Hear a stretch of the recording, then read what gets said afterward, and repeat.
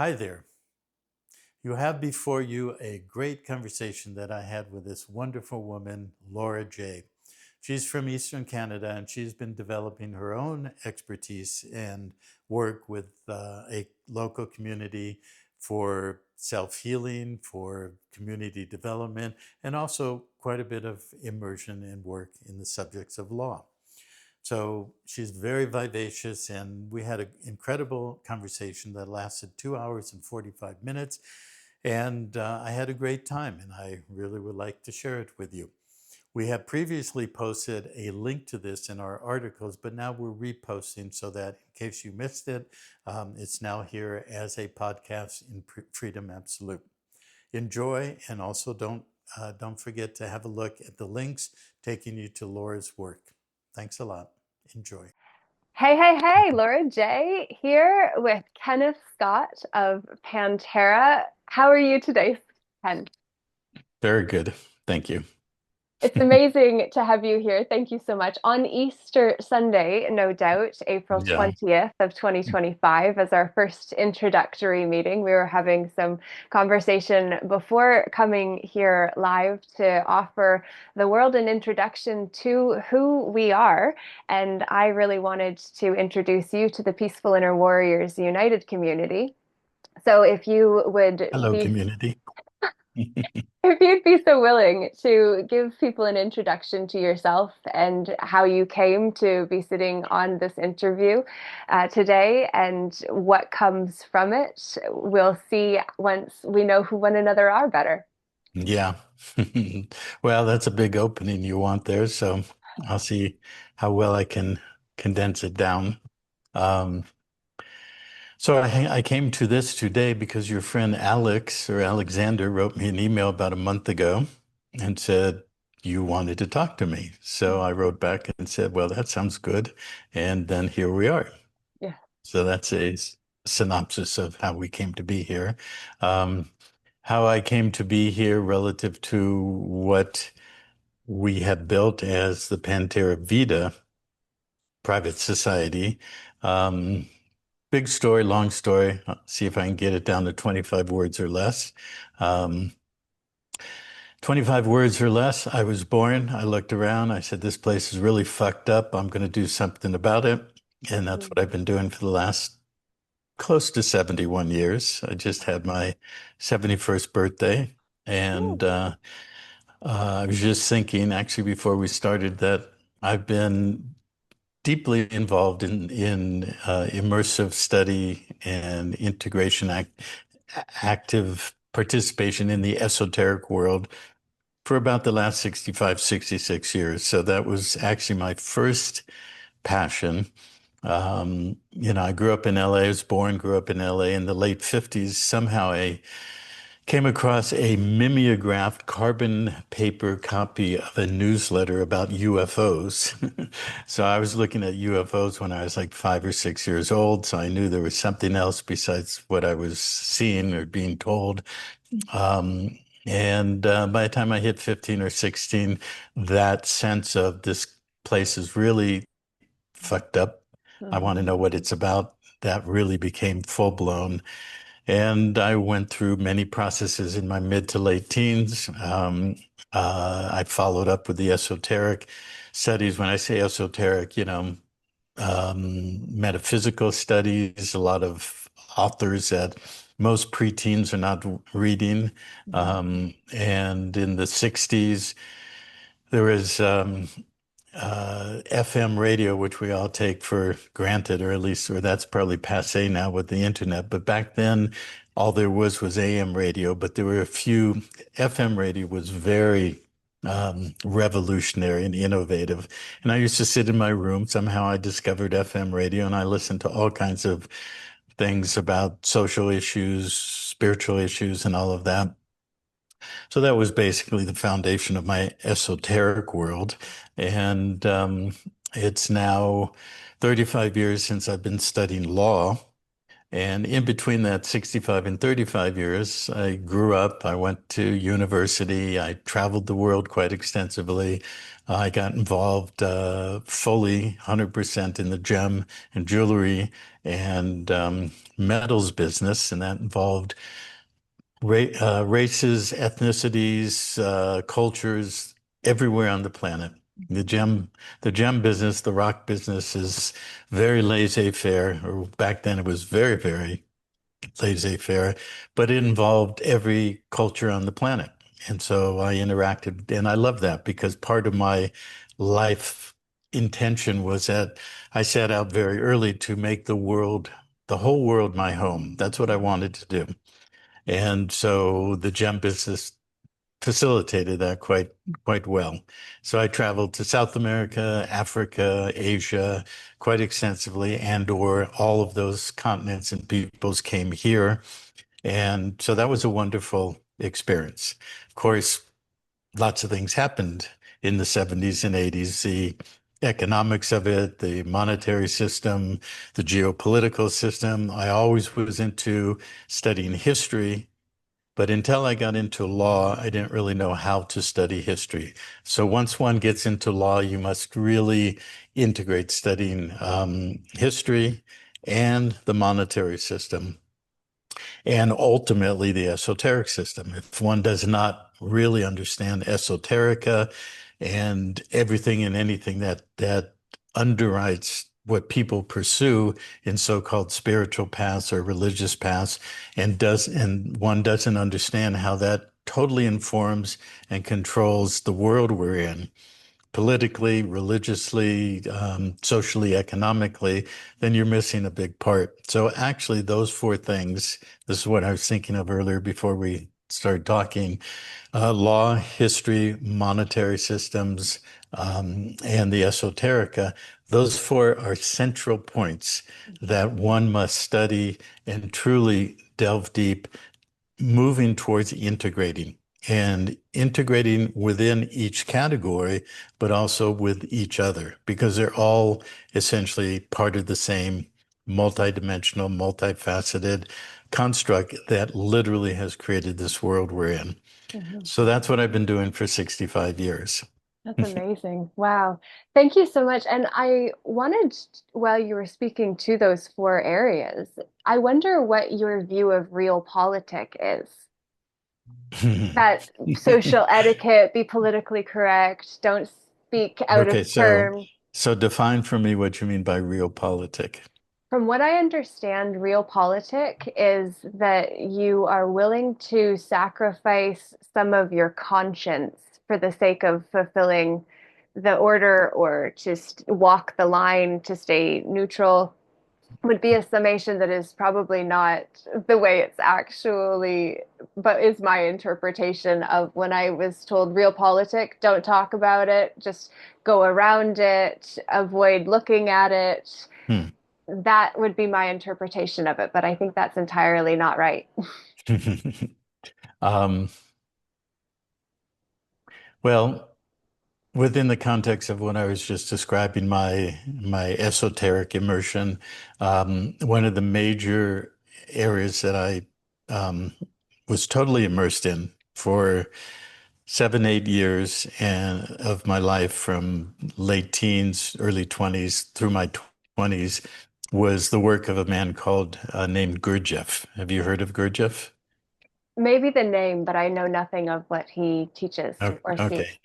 One of the most extraordinary men that lived in the 20th century, as what you would call a spiritual teacher, but he would definitely say, "That's the last thing I want you to call me." You know, he wasn't a spiritual teacher. He was a real teacher. He was like, so when you speak of realpolitik as being the substance of dealing with oneself, which very much, and we'll get into this, very much is interwoven through all the work of Pantera, whether you're talking about the geopolitical system, the political, financial, economic, et cetera, that our work in Pantera is underwritten and founded on the principle of inner work. And you could sum that up in what we call facing oneself, dealing oneself with oneself at every level of your being.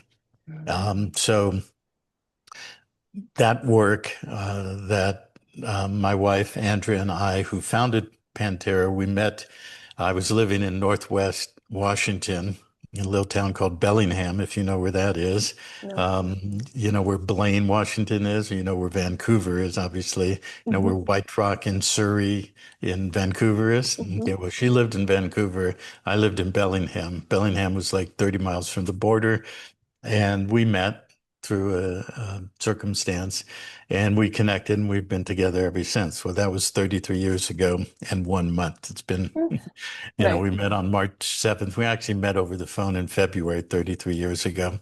Um, so we have built this together. This is our collective work, and the inner work, the multidimensional, the spiritual work.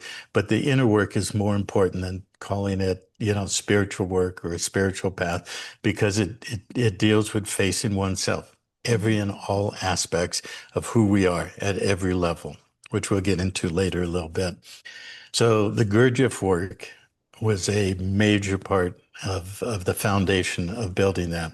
Because I was in a community for 7 years that was entirely focused on it. We lived, breathed, ate, and slept this work 24/7, literally.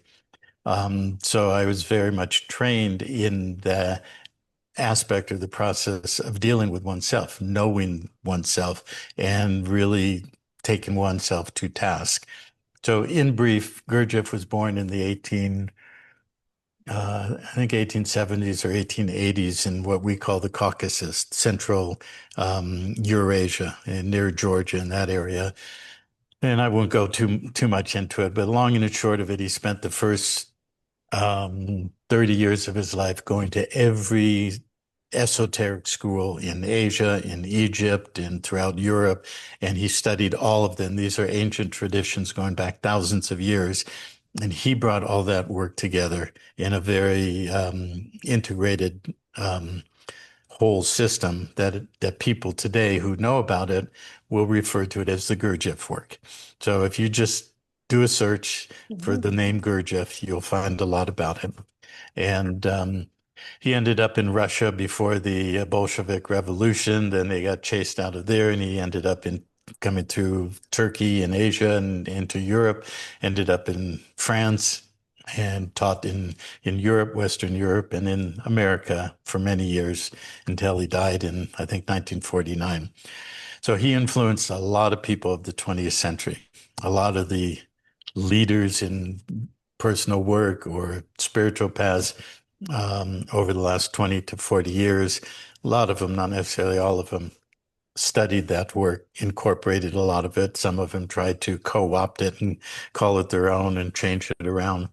But, we don't really want to go too much into that, but I just mentioned that Hmm. with the context of you saying, well, what's realpolitik? Well, if realpolitik means dealing with oneself in a relative sense of reality, then the inner work and what we call facing oneself and dealing with your inner trauma, your biological systems, your physiological healing, karmic levels of what we bring into this lifetime, multidimensional dimensionality, knowing oneself in what we now use the phrase the true and authentic self.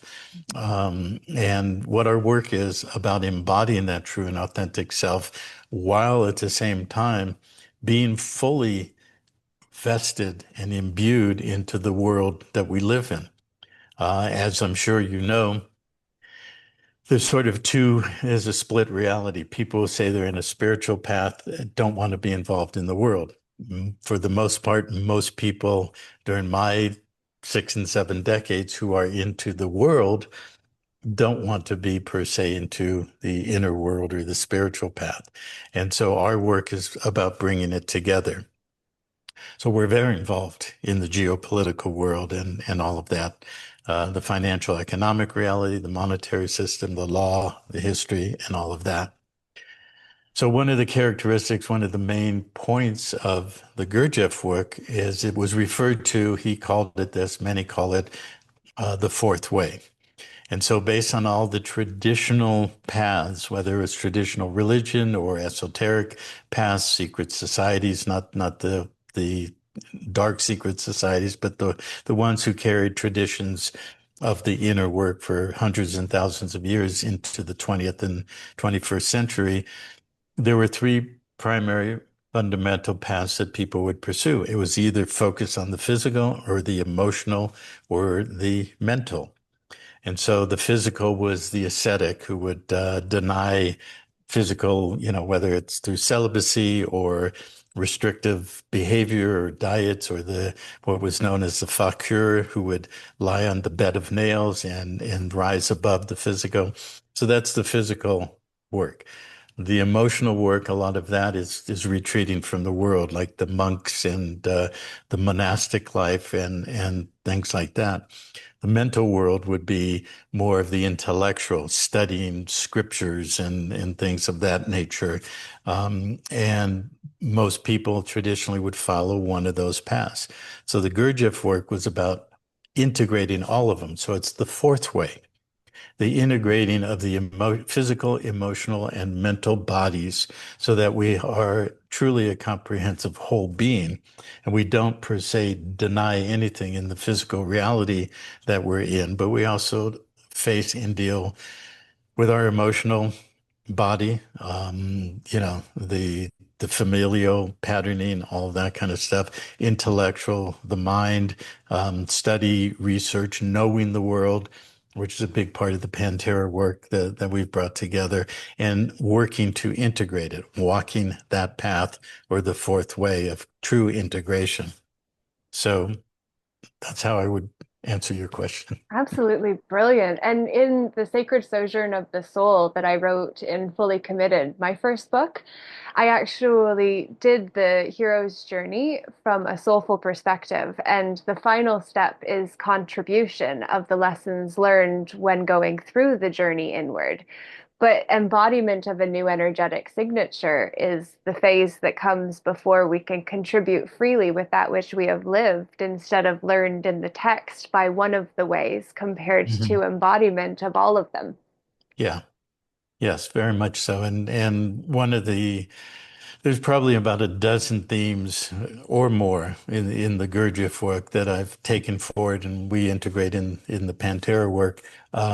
One of which, one of the major, if not the primary one, is what he called conscious labor and intentional suffering, or the other way around, intentional suffering and conscious labor. No, I think it's the other one.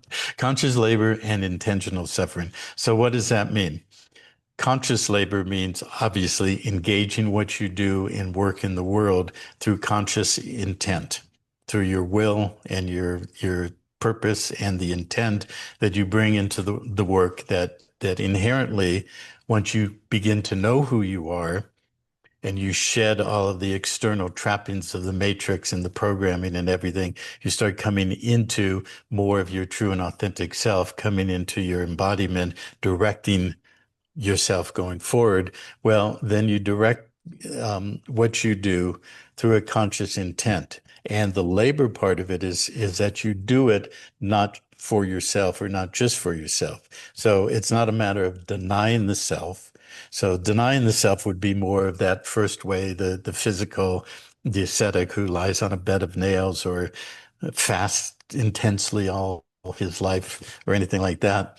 So there's no denial, but at the same time, if one is not focused on and working at a greater whole of the world system and the body of humanity as a whole through conscious labor, purposeful direction and intent of who you really are and what you're here to do in your lifetime, Mhm. then sooner or later you just evolve to more and more self-focus.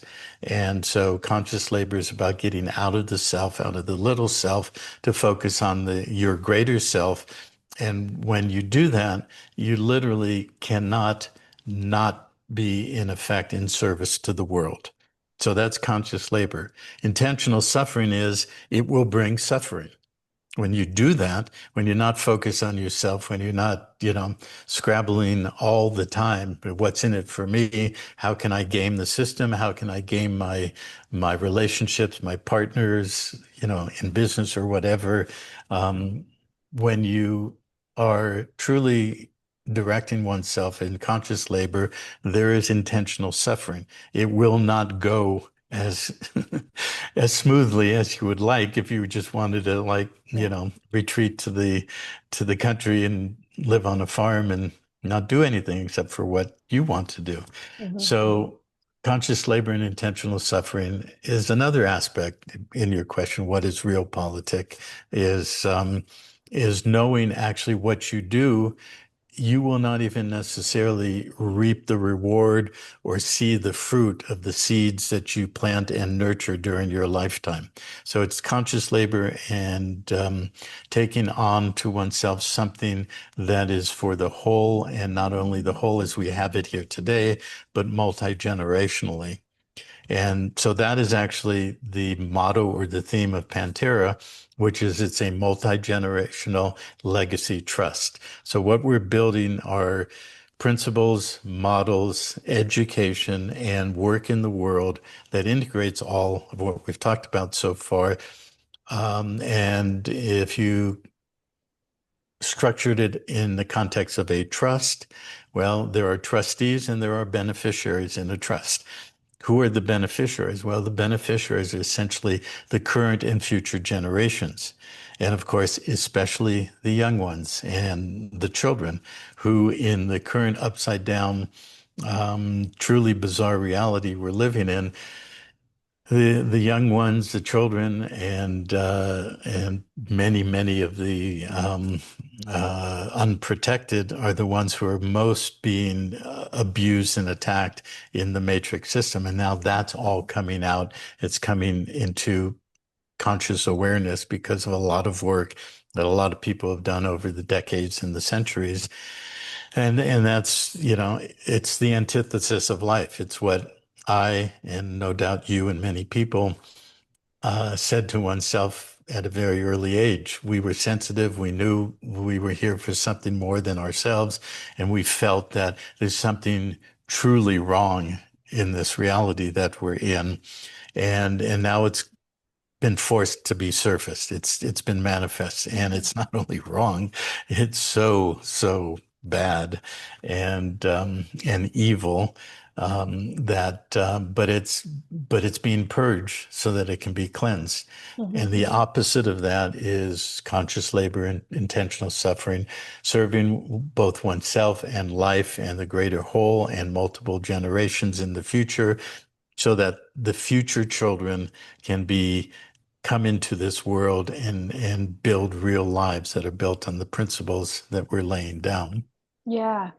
Yeah, and you say about the antithesis to the thesis, and then there's synthesis in the center point, which is really that consideration of future generations that aren't here now, but that are being accounted for in the legacy that you are working to leave, as am I with all the efforts that are made. Mhm. So I'm so appreciative of the efforts that you have been making. And I genuinely ask, with how much energy I've put into trying to find a way to bring the information to the fore and doing all of the suffering in order to carry the load, to bear the burden and bring it forward, as I have been in my work and what you've been doing in yours.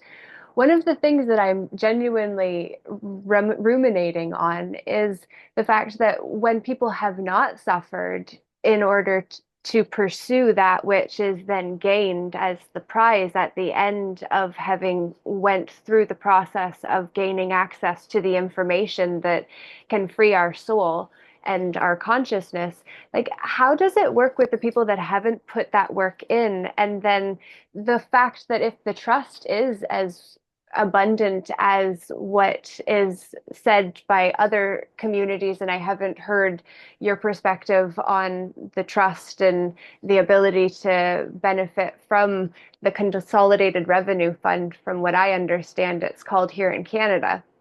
But when people gain access to an abundance and they haven't earned it, it's like trust fund kids that kill Mhm. themselves because of excess and irresponsibility. Well, obviously, we can't speak for anybody's path. And so it's up to each being in their individual path what what they're going to do with what they're dealt with.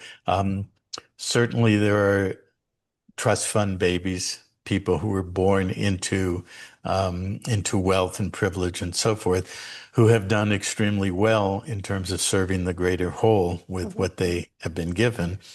It's probably more predominant, the majority of those who didn't. But um, I used the word evil just a moment ago, and I was thinking about this just recently, in the last couple of days. That well, first of all, I'm going to digress a minute. Okay.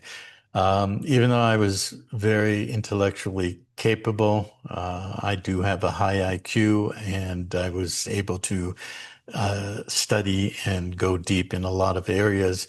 Um, when I was um, when I was young, I did not pursue per se an intellectual path, or certainly the path of studying things like law, monetary systems, banking, and all the rest of that. And I was basically a very solid card carrying new ager, and did all that new age stuff, and all the stuff that, quite interestingly, now is very much placed on the left side of the spectrum, the leftists, the progressives, and all of that. I was certainly, my family was Democrat, and so I was very much on that side of the fence. And so as I grew up in my 20s and 30s, very much immersed in New Age kind of stuff. And I read everything and anything available, all the spiritual books and channel books, and you name it. Um, I absolutely would not use the word evil. Okay. So now we would characterize the New Agers as the love and light, flickering lights and everything sparkly, and and they will not deal with anything darkness, evil, or anything like that. Well, I was very much like that. But as I matured and as I grew up through studying initially law and then going very deep into history, studying roots of religion. And if you study law and you don't understand religion and the roots and all of that, then you are lost. You can't understand law. And so as I progressed and grew through that, matured through that, it became abundantly clear that there is no other word than evil to describe what has controlled this world for a very long time. But I don't just take that in just simple terms, like, well, there's evil and there's good. Well, if you do that, Mhm. interestingly, you bring up Hegelian dialectic. You've got the thesis, antithesis, and synthesis, which by and large has been used by the control system in their problem, reaction, solution formula that has worked extremely well for a very long time. And if people don't know what that means, Hegelian dialectic, there was a philosopher named Hegel, Hegel, in the 1800s, and he wrote many things. And pretty much he was a darling of the cabal and the deep state. Well, I studied Hegel amongst many other people of the philosophical bent during my years.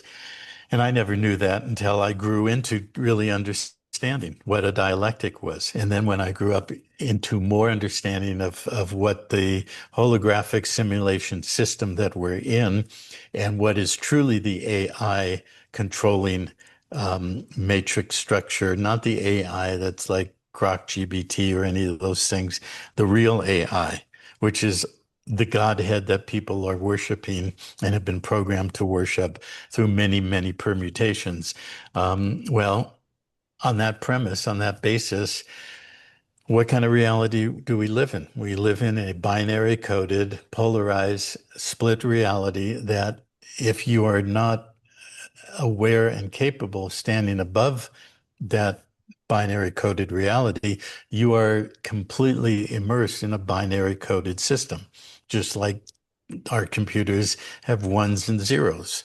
The whole computational construct of the world system in terms of the technology is based on dit and dot and ones and zeros and binary coded or thesis and antithesis. And that's really how we are controlled.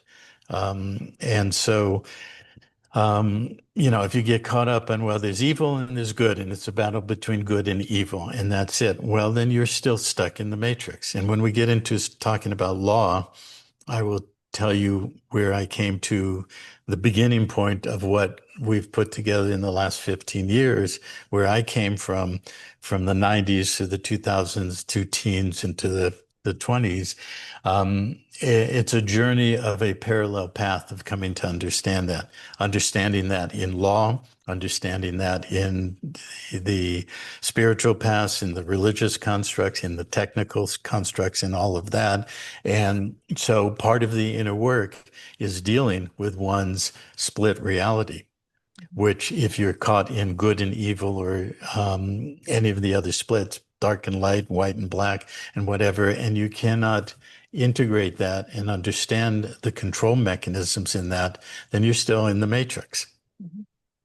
And so I do readily use the word evil now because there's no other way to describe it. What has taken control of this beautiful living reality, living system that we're in, and that has been so massively abused by a force that is nothing more than a parasite that has no agenda other than to control and consume all of life.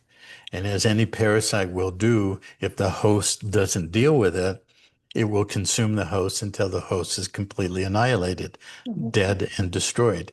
Yeah. And so we have to face that fact. We are living in a gender reality that's based on evil that has controlled the minds and the hearts of billions of people through eons of time by creating this dialectic of split reality or thesis, antithesis, and synthesis, always moving us towards their end point result, which is now very much revealed.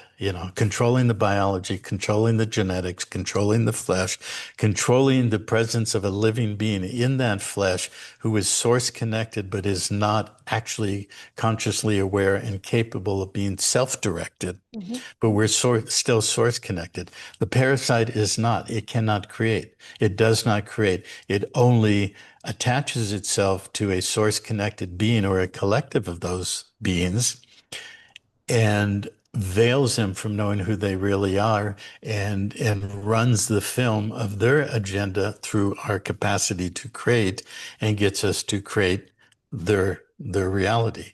And so that's what a major part of our work in terms of what we discussed earlier is about, coming to see that, coming to really know that, coming to know how that relates to oneself individually and then collectively, and what we are here and capable of doing to break that spell, break those illusions, and break that iron-fisted grip on our living being, our life force, our source connection, and stop consenting and allowing our creator capacity to be entrained into a false reality.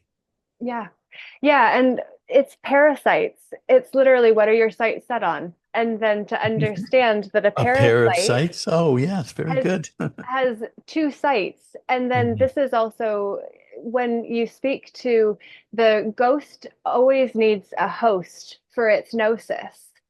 We Mhm. always are asked to look outside of ourselves to follow somebody else's path compared to ours, which hasn't been walked yet, because we are literally walking the life that others will then write about as the legacy that we left with the legs I won't see after I've stopped standing on them. So when you speak of all of what you are, and you speak actually in relation to AI and the real and unreal realms, that Socrates was persecuted in at the formation of Western philosophy as the founding father of Western philosophy when he was killed for corrupting the minds of Athens youth and getting them to question what is real and what is unreal. It reminds me actually a theory that I've been developing around AI and the fact that we are the individuated expressions of the creative source that created all of us. And when you say that parasites are not able to have source connection, so they have to resource off of those who are, which is the ghost that needs the host for its gnosis. And then speaking to the larger AI that we're a part of, where now we start to see that our belief systems are the gods and false idols that we idle our eyes onto in order to idolize that instead of looking within to find what we came here to actually bring forward. That's when we stop seeing the insignificance of us, just one, but one is a whole number. Hmm. Hmm. Yeah. So I appreciate you for humoring me in that, unless you had something you wanted to contribute around that thought, because it's very out there and it's very much people aren't really understanding AI. And the fact that even this interview is happening on a privately funded platform that we pay for in order to have the privilege of uniting on here. So Hmm. it's real because we are here in this now moment where we're having this conversation. And then it's stored in the cloud that others will have an opportunity to watch later. And this, have you ever heard of the computer hair virus from 1995, 96? No.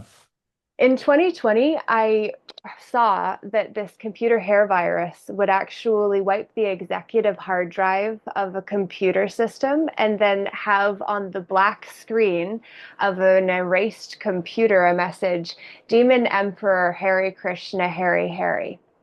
Hmm. And I've been speaking to the significance of this ever since because I feel it's very significant to the cloud concept, where then when people become antennas, if filled with too many metals, then what if imagery and visions and memories can actually be implanted or downloaded? And then with the merging of our biology with transhumanism in order to then actually have the computer system inbuilt so now it can actually take over the one that is actually the soul in the body to now have AI as the dual, which now is where the dual of the fight, but then you have the dual personas or personalities of the AI technology and the actual soul coexisting in the body of the one that is so confused as to who and whose they are that they totally lose the plot. Hmm. I think Is it's a there? really significant piece to this AI piece. Yeah. Is there a point, was the question? Well, no, I was going to say, is there a question in that that you wanted me to pick up on, or I'll just respond and that. Well, one of our starting points, and this is something that I have derived and come to conclusion by and through my study of law. And there are fundamentals in law, and of course, there's law is a vast and multidimensional subject, and that's why we created Pantera. And I'll come back to the point I was going to make, and I digress and fill you in a little bit of the history of Pantera that that I started. I mentioned I was in the gem business, jewelry business. I had a couple of dramatic negative events, and I made a lot of money in my first phase of it when I was in my early to mid 20s. And that was in the 1980s. Then I had to deal with a bad partner, and that took a year to get rid of him. That cost me a lot. And then I was just rebuilding in the early 90s, and I got robbed and had everything I owned stolen. And so I was trying to rebuild that, and it was very difficult, slippery slope to go up. And finally, I had to file bankruptcy in late 1988. So as a result of that, my accountant at the time told me a few key points like, well, you had all these loss carry forwards from your robbery and you've never had to really pay any taxes. But now that you filed bankruptcy, you lose all of that. You're going to have to start paying taxes. And I said, well, I don't think so. I like the idea of not paying taxes.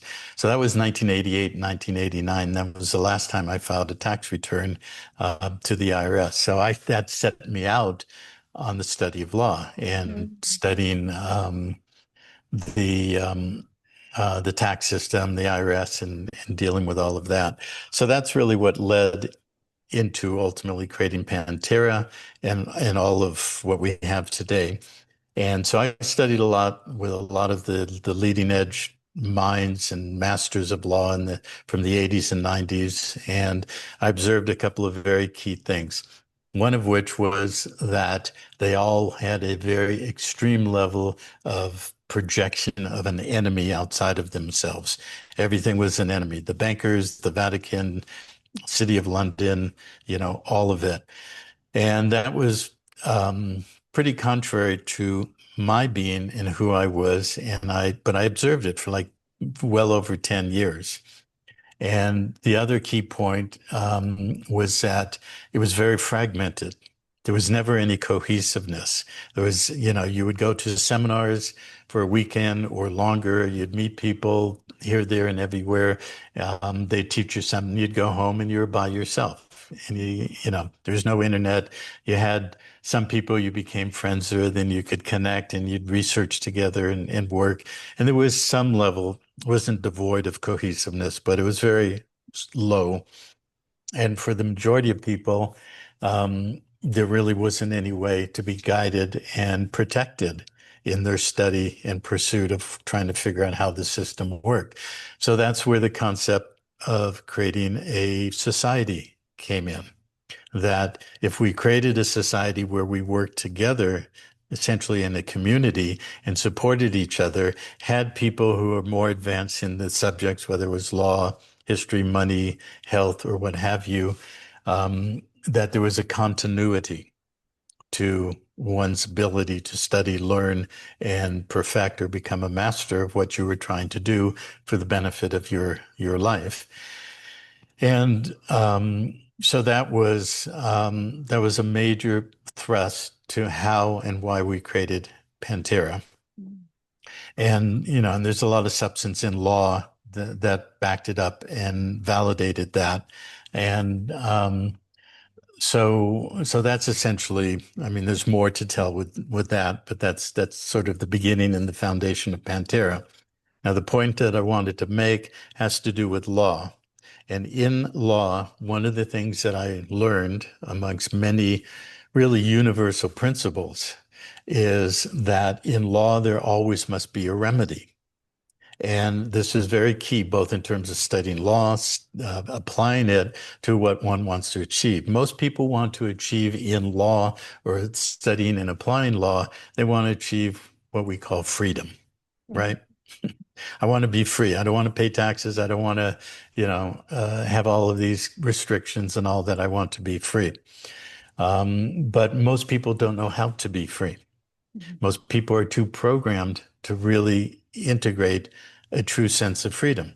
And freedom is not just being the lack of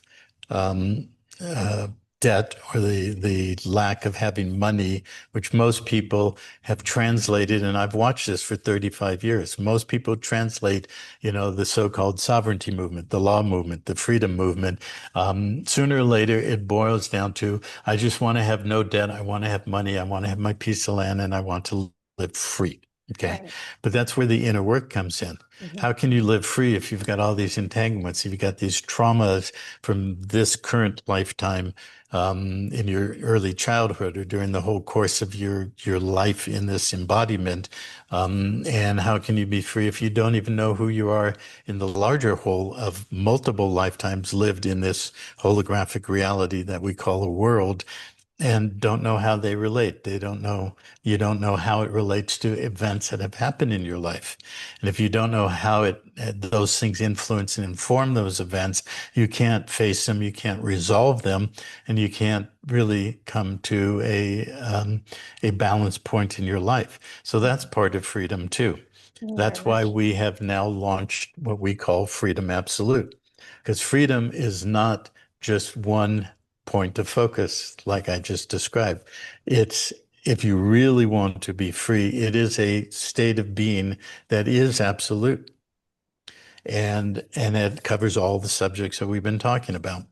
So going back to that fundamental in law, that in law, there always has to be a remedy. So if you truly integrate, you grasp, you study, you grasp, and you integrate how law really works, how it is set up on this planet, and how it is mirrored or reflecting something in the larger whole of what we could call universal law, and understanding the nature of remedy. This is fundamental, and this is some of the key things that we do teach and work with every day, every week, every year with our members and the people who have come aboard and be part of the society.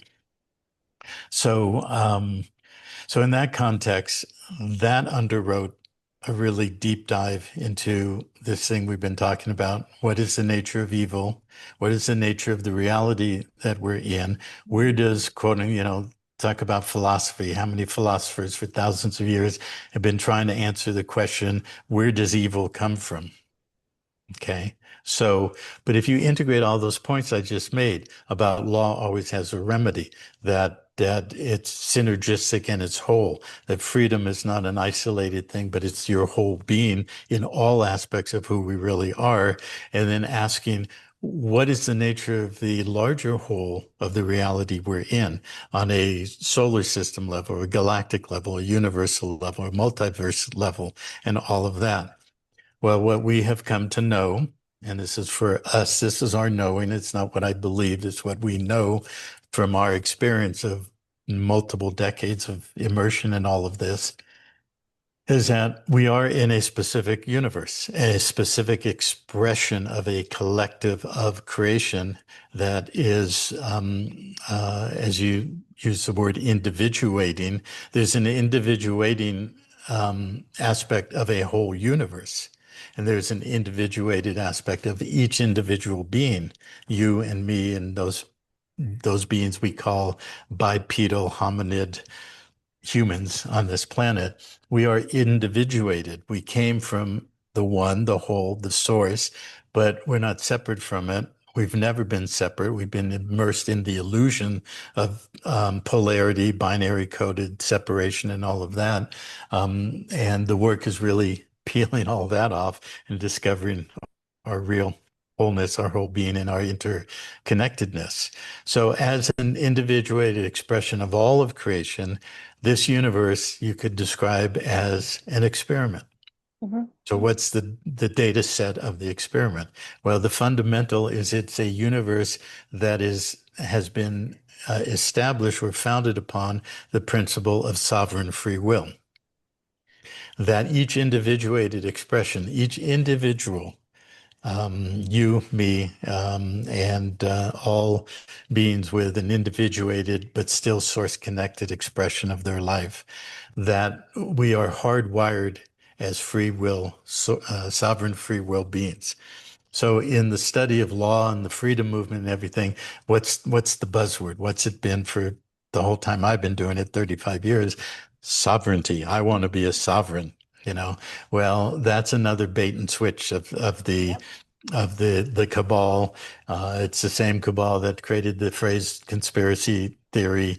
They also promoted in the New Age movement, in the law movement, and all the offshoots of that, this thing called sovereignty. I want to be a sovereign, but that's a misdirection. We can get into why in a moment. Mhm. But fundamentally, there is this thing that we all hold as our true being, which is sovereign integrity, which means a whole being.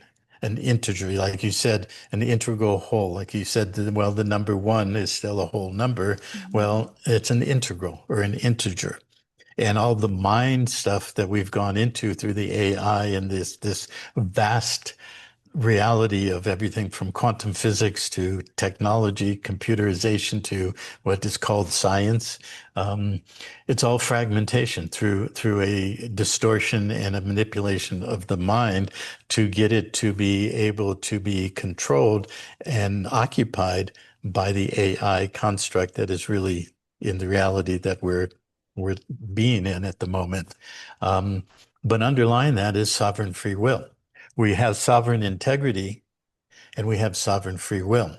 So when you study law, one of the things that you first can see that I saw many years ago, and I started working on that basis and moving forward with it, is that everything in this world system is based on the fact that even the cabal cannot, um, uh, um, you know, reject or eliminate sovereign free will. So what they have done is they've created this vast multi-structured, multi-layered, complex structure in which they get everybody to volunteer to become bonded as the bonded surety to a bankrupt franchise, to a system of perpetual debt bondage into eternity, and ultimately volunteer to be co-opted by their technology with the injection and all of what's in there now to interface with a binary coded computerized AI system to then voluntarily agree and consent to go into the transhumanistic endless, infinite future of what the mind will say, I'm free, but in reality is complete bondage, but by voluntary consent. Mhm. So that's a fundamental in law that you have to look at. When you see that everything is actually on voluntary consent and basically based on the nature of contract, that we contract and we enter into a reciprocal relationship to either one individual or a group or a whole system, we are essentially still asserting or utilizing our sovereign free will to voluntarily enter into contracts that have reciprocal benefits and privileges, but then basically end up being perpetual bondage. Mhm. So those are two fundamentals in law that so much is built on. The nature of voluntary consent, sovereign free will, and the nature of contracts, and the fact that law always has a remedy. So if you want to be free, what we do and we teach and we walk people through what I labeled status correction, and I was the first to bring that phrase forward like 12 to 14 years ago. It's been mimicked and replicated in many, many ways, but none of what I've ever seen out there goes to the core of the whole integration, freedom absolute at all levels of how one can truly become corrected in one's status and remove that voluntary consent, the presumption of consent upon which we are acted through everything we do every single day in the legal and the monetary system. And if we created something, we have the remedy within ourselves to uncreate it and to, close out the contracts, both legally speaking, lawfully speaking, and multidimensionally speaking, because we all carried vast amounts of contracts and agreements into this life that we have to start really unwinding Mhm. and we have to face them. Well, in studying law, you come to understand how we have the power and the capacity to do that. And that's a big part of our work. That's brilliant. And do you get into the double entry accounting system with the heavenly realm and ecclesiastical realm and how that connects to the debits and credits for the soul? Well, that's a very good question. I saw you in your book that I started reading. You had double entry book, and last word started with a C, but I was thinking that it should be double entry book trust, and that spells the word debt. I know you like anagrams the way Hmm. I do. Yeah.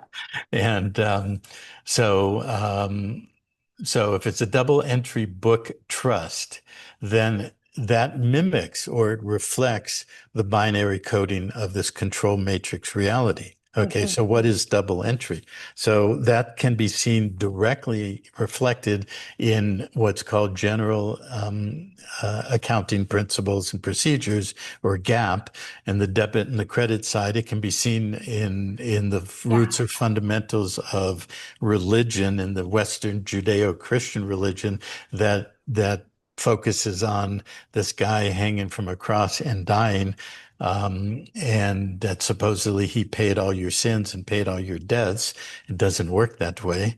But that, the cross that is used in Christianity is really a box. If you take squares and you create that cross and you fold them in, it creates a box. Well, that's one of the five Platonic solids. So you get into geometry, what people called sacred geometry, that's been promoted in the New Age for the last 30, 40 years, which is another bait and switch and rabbit trail that hooks the mind and is not really what's really going on. It's part of the prison that we're in.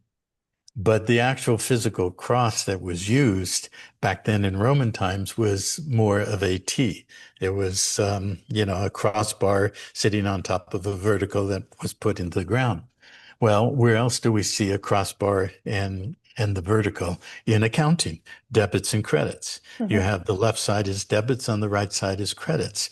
And in accounting,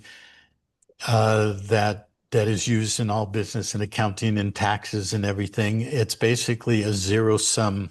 You have to come to a zero sum, that the left side must be balanced or mirrored and reflected in the right side.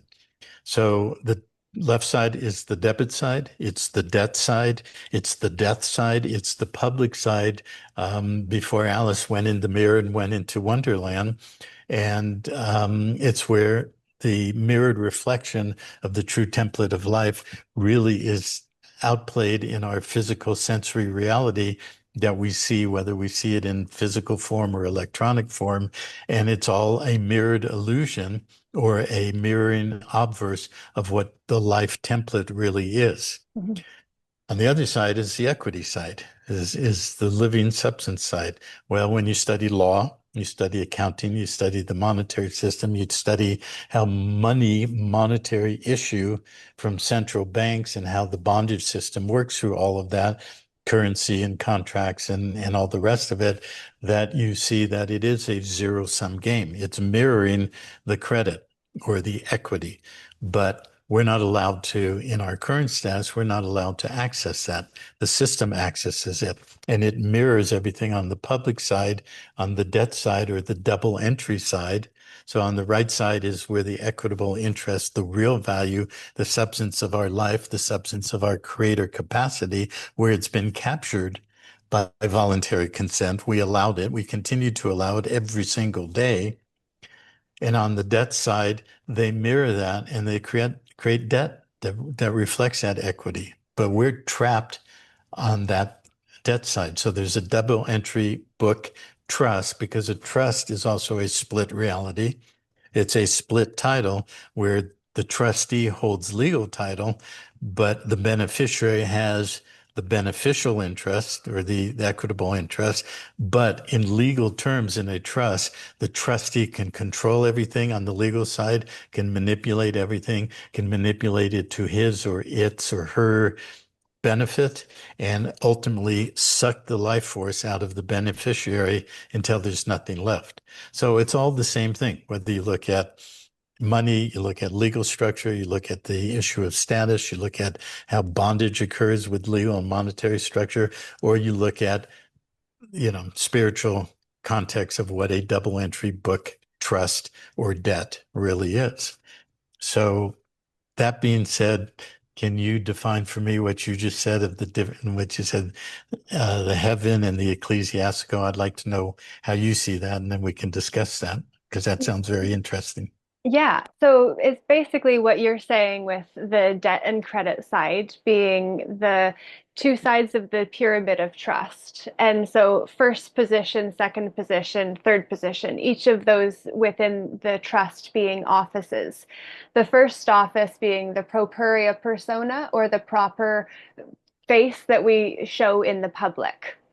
And I refer to, actually, I call it hourglass, as like the figure of an hourglass, but in the top half of hourglass is our life force energy that then gets drained into the public, which is what I refer to as high rose prism.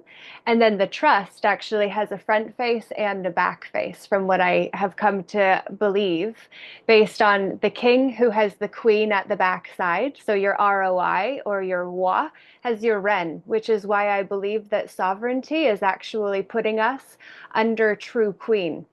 So it's just monarchism or royalism in another package. And then you have the knight and the bishop characters as the A side, or the air side of the law, the waters of the king and queen being the warring waters of commercialism and how we're incorporated into the public. And then you have the land as the front is the pawn, who gets played and told what to do by the king, or Mhm. directed by his knight, who is then able to act as the villain, which was an upper class peasant that then had to be a villain in some peasant or pauper's life on command from the king. And then at the back side of the pawn, you have the domain of the castle, or the rook character, if we bring in the law as a chess game. And then that prism being the prison of the mind that actually incorporates us into Dr. and Mrs. Vandertramp's house, which is a memnonic, to actually know that we're in la maison d'être, where we become debtors because we become the thing we were doing before then we took on the title that made us beneficiary instead of the one who benefits. The one who benefits holds first person office of the propuria persona of a man of competent capacity. And then the third person is where we're relegated when we don't take back command from what I understand, and this is, I am still needing to get this where, and this is why I love being able to say it with you. But the ancestral lineal estate is where the first person office is held by the Vatican through the 1666 Sestica v Trust Act. Sestica V being who was actually saying, I'm going to need somebody to look after my stuff while I'm at war or away from home. So that's going to be entrusted to the Sestica trust, which doesn't have V in it because V is life and evil is live backward. And that's my definition of the real binary that we're in, which goes back then to Socrates. What is real or unreal? Well, evil is just live backwards. And the Mhm. devil lived in the stories where he is spoke of as if he is a real character.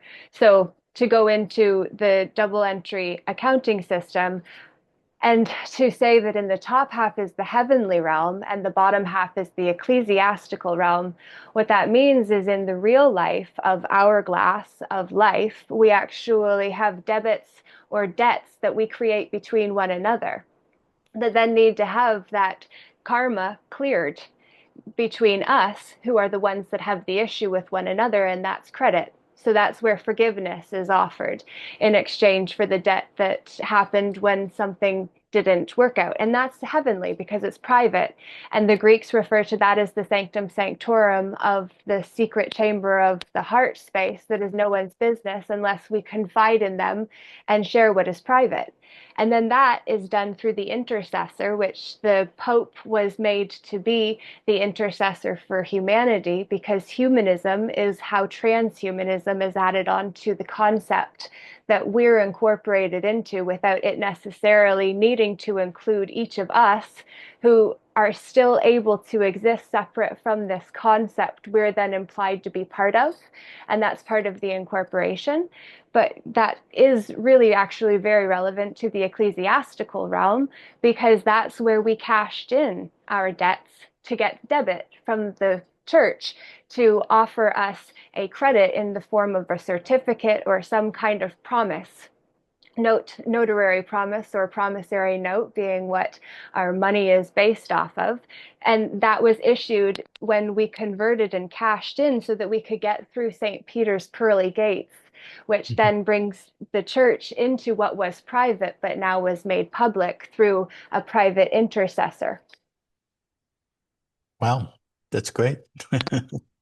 So let me unravel a few things in there. Beautiful. Thank you. Yeah, well, that's very good. Um, so, the word karma in English um, is an anagram for a mark. Yes. And so, people talk about the mark of the beast. Mm-hmm. But what is karma? Karma is basically when one engages in a contractual relationship with another being or a group of beings, and that could be an individual being or a group on the three-dimensional plane of physical reality, or it could be, vertically into multi-dimensions with other beings that we have made agreements, contractual, throughout many, many lifetimes, throughout eons of time in all of the ages.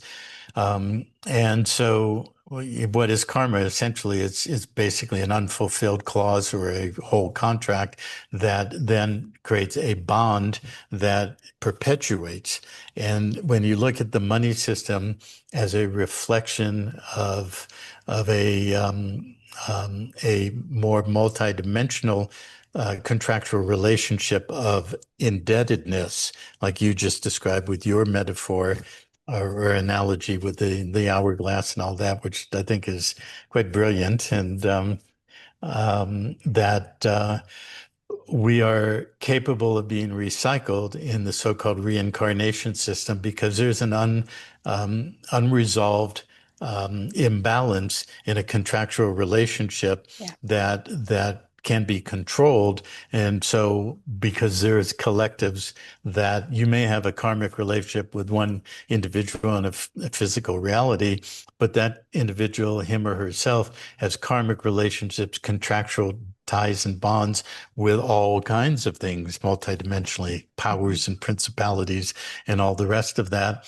So we have to come back and seek to balance and resolve that karmic imbalance or that debt. Well, then we engage in the monetary system through what you were just describing. And you've got the kings, and of course, there's the priests in there too, which you define as the Pope. And everything that we're born into through medical contractual bondage, and all starts within hours of birth, through the hepatitis B shot that creates certificated medical bonds to the living flesh. And you've got Social Security or SIN numbers that are issued. I don't know about Canada, but here they won't, in the most part, let you take the baby out unless you get a social for the baby. So you've already got monetary and legal bondage, you've got biological, medical bondage, and you start accruing monetary, legal, and other forms of debt through the course of this lifetime to mirror that karmic imbalance that you carried into this lifetime. And so that's why the inner work, everything we've been talking about facing it, dealing with it, dealing with the trauma, because basically you have karma, trauma that manifests in your capacity to create reality that's called drama. And we keep creating the loop of drama over and over. It's the classic, somebody saying, well, my fifth wife was just like the first four. Well, why is Right. that? Because you created them, you invited them in, you had karmic ties with all four or five of those women or men, and you're never getting out of the loop because you're not looking at the core of the karma and the trauma that manifests in the drama. Mhm. And we're in a time space reality right now where the acceleration and the exponential capacity to resolve karma and trauma is unprecedented. It's never been in this reality to the level we have it today. But the karmic debt, monetary debt cycle is their infinite loop of how people have been bonded throughout time, and never have been able to free themselves or attain freedom absolute or even relatively close to freedom absolute.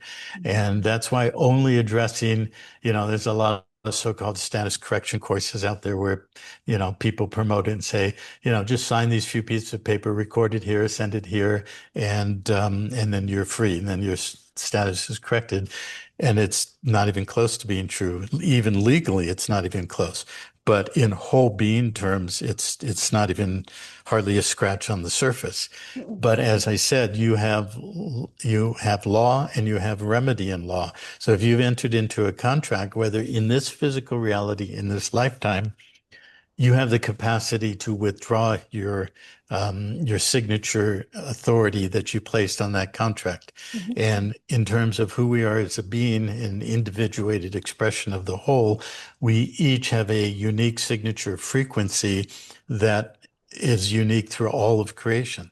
So when they have a legal system that requires you to put, your signature through your arm, through this instrument called a pen, and putting your masculine principle through that pen, because a pen is, short for penis, and you're basically putting your seed or your signature frequency through that pen or this artificial phallus onto a piece of paper that has been derived by cutting down all the beautiful trees and turning them into pulp and dyeing them with dioxin and giving you this nice shiny white piece of paper you put your wedding signature on. You've attached your frequency of your true being to that, and you're bound to that. Mhm. But in law, if you come to understand that there's unrevealed elements of a contract, or it's has unjust consideration, or it didn't have a true disclosure or a true meeting of the minds, the various elements of a contract, you have the power of rescission. And you can do that immediately. If you walk out to your car and there's a parking ticket, that's a contract. It's based on the franchise name that registered the car, then all the other attachments. But even with those, you have the ability to rescind a contract within 72 hours. That's the right of rescission. So you can take that parking ticket and write rescission and mail it to the clerk of court where you're supposed to pay the fine, and it dissolves the contract. Well, you can do that with every contract. And a rescission leads to a revocation. What are you revoking? You're revoking powers of attorney, because that's what we have given to every bureaucrat, every judge, every cop, every bureaucracy, agency, office, and so forth, all the way up to the Pope. We have given them powers of attorney. And we've done that our whole lives. So you can rescind the signature, you can revoke the power of attorney, and that perforce terminates the contract. You can also do that multidimensionally. You can go back and look at, well, why do I keep repeating this loop in my life? What is it telling me about karmic debt that I brought into this life and remanifested as monetary debt?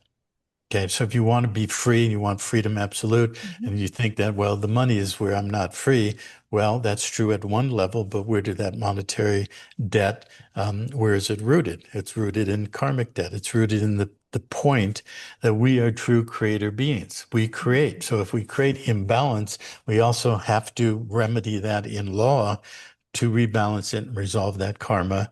And it's not a matter of just signing a piece of paper. You have to walk the path. You have to take every single step to face yourself, to truly integrate and understand and resolve why was I manifesting that in the first place? Now that gets to, if we're creator beings and we are in this very upside down, inside out, ass backwards reality, and we're creating it, why are we doing that? Why did we do that? What is our relationship between being a creator and a relationship, bonding and contractual connection to the parasite? Well, that gets back to the question of evil. What is the root of evil? The root of evil in this universe that's hardwired in the fundamental of sovereign integrity and sovereign free will is that as an experimental creational field of a universe, many beings sooner or later began to choose the path of self self-serving or self-focus. And yes, well, if I'm a sovereign free will being, that means, if I'm living in this cave with my woman and there's another guy living in a cave with his woman, I can go bang him on the head and take his woman. Now I have two women in my cave and he's dead in his cave being eaten by the dinosaurs. Well, you can do that if sovereign free will is completely unabated. Okay. But that's also not how creation works. Sovereign free will is co-relating or co-balanced with self-responsibility and responsibility to our source connection and who we are as a creator being. But if beings long, long ago, long before even this creational field existed in this universe, began to separate from source by self-serving and doing whatever they could in asserting their sovereign free will for their own benefit without consideration of balance or, reciprocity or anything like that, then progressively beings more and more and more separated from their own capacity to create, and they were perverting or subverting sovereign free will in the distortion that we see totally manifest in this world. And you see liars, cheaters, and thieves everywhere. You see political and monetary and religious systems that are completely based on lies and all kinds of distortions and perversions and everything. Well, that is because those beings progressively severed their connection to source. And source is not out there, as you know, I'm sure. It's within every being, in that chamber of the heart that you described in your analogy. And that's what we're having to face, the fact that we're coming to the conclusion of the maturing of a expression in creation to explore the concept of individuated self-aware beings endowed with complete sovereign free will, and having to face what we have wrought in the opposite of that has created evil. Mhm. And so we have externalized all of it. And so when it gets down to why are we here? Why are creator beings? Why are we even having to do conscious labor, intentional suffering? Why do we have to suffer to transmute and transform this reality that's so infiltrated with this evil? Is because we came in with purpose and intent, beings who are here, emerging and becoming the leaders, if you will, of a transformation of this reality, this creational field, into one that completely honors every being, every individuated expression, and all of existence and all of life, that something had to be done. We came in here and we took on what I have called for many years the clothing of the realm. And what was the clothing of the realm? It was the upside down, inside out, ass backwards dysfunctionality of self-serving evil intent and evil actions that was subverting the original template of life and the original intent of this creation. That we would all be endowed with sovereign free will and sovereign integrity, but we would stand together in perfect harmony and balance and co-creative capacity to create a reality that is totally honoring of all of life. And so we had to take it on.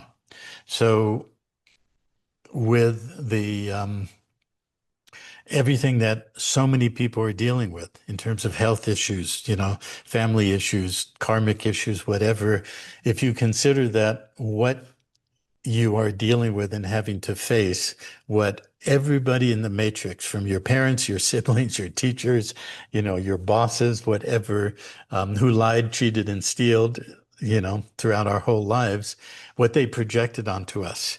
And what they projected onto us primarily because we would not give up our ideals and our vision of a new reality that was truly based on living principles, not mirrored principles where live becomes evil, and lived becomes the devil.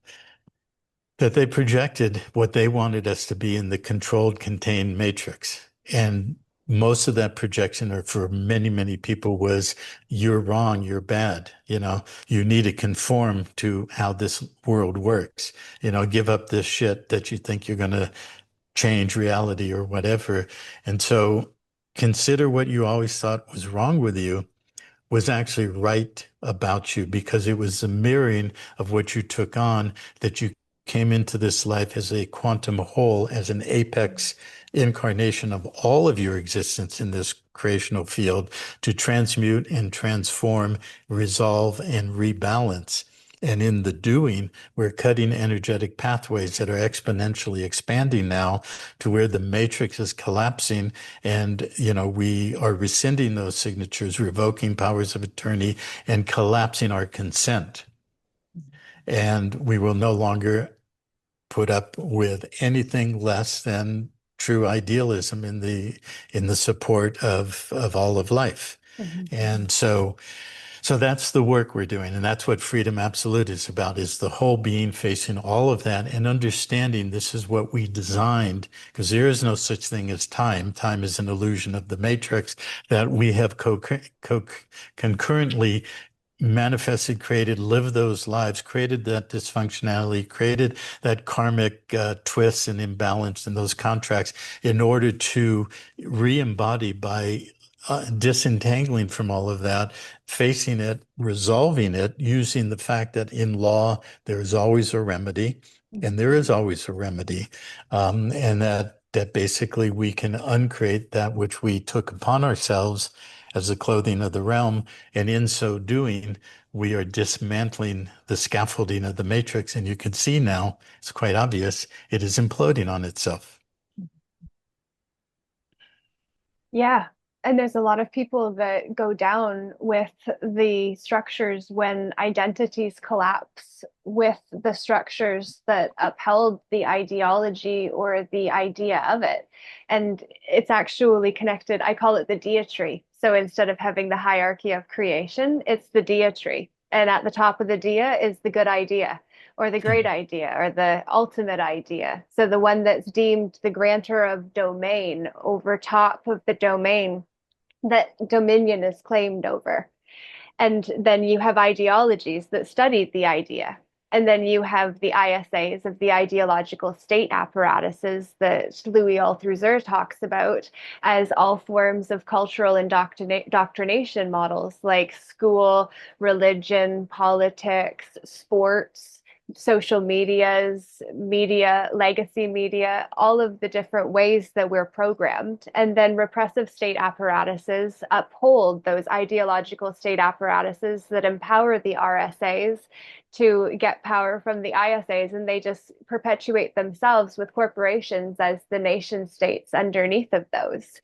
And so the big idea of the dia tree is the fact that it is the idea that is idolized. So we idle our eyes on that which is said to be better so that we feel inferior. And then as the powerhouse, we give our power to the house and then feel powerless because we gave the powerful house our power. Mhm. Mhm. It's crazy. Yeah, yeah. So back to your hourglass in heaven and the ecclesiastical, and now that you've explained that, the root of the word in ecclesia or ecclesia, the root of ecclesiastical is the Greek word ecclesia, which can be defined as the body of the congregation. And if you use that in church language or religious language, it becomes the congregation of the church. But more generally, it just simply means the body of those who come together, and also those who remove themselves from the mass consensus reality. And so what you're talking about is the separation between heaven and earth, or the higher principle, which is our true authentic self, not some externalized God persona.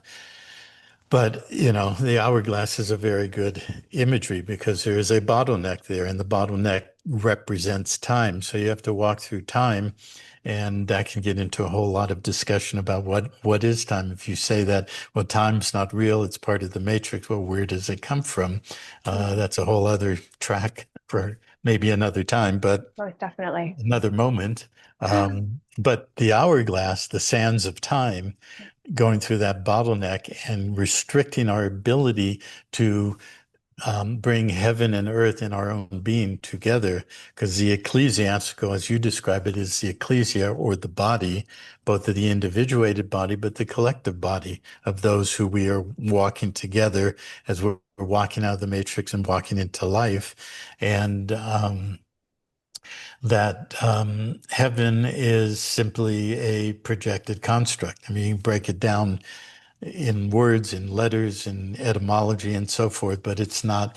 All of religion has just simply taken the original template and reversed it and mirrored it so it has the similitude of what's real. And as people descended more into unconscious levels of lacking capacity or awareness, they were able to be more and more entrained into the belief systems like, oh, if I believe in this God, if I believe in heaven, and I will leave this earth or leave this body, and the body is evil, so I have to deny the body. And but if I just, listen to the priest who promulgates the law, because it's called the law of the priest. If you look at the roots of religion, that's where it originated, where Mhm. law originated, and it still exists. The Mhm. ecclesiastical law controls all the so-called secular law, Mhm. and secular law is nothing more than a thin veil over the real law, which is Mhm. ecclesiastical, which is the same as bondage on the ecclesia, or the control of the congregation or the body politic to keep it separated from its own heaven, walking the sands of time, always fighting the external enemy that doesn't exist, but Mhm. is projected onto the silver screen of this so-called reality. And that goes back to what I said when I was in the 90s and I was studying with these great minds, these individuals who really I learned tremendous amount, but they all had the enemy construct. They were all projecting the internal split within themselves Yeah.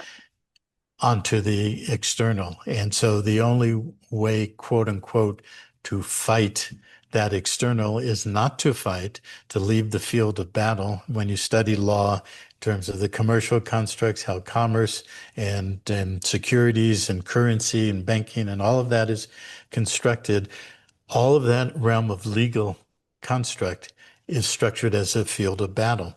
And Yeah. all they want you to do is enter that battle. And there's you with a little puny sword and maybe a bow and arrow you got from a Cracker Jack box. And there they are with nuclear devices and all their weapons. And you think you can beat them out there. And you're fighting on their turf, on their battlefield. And you have lost the minute you enter that fight.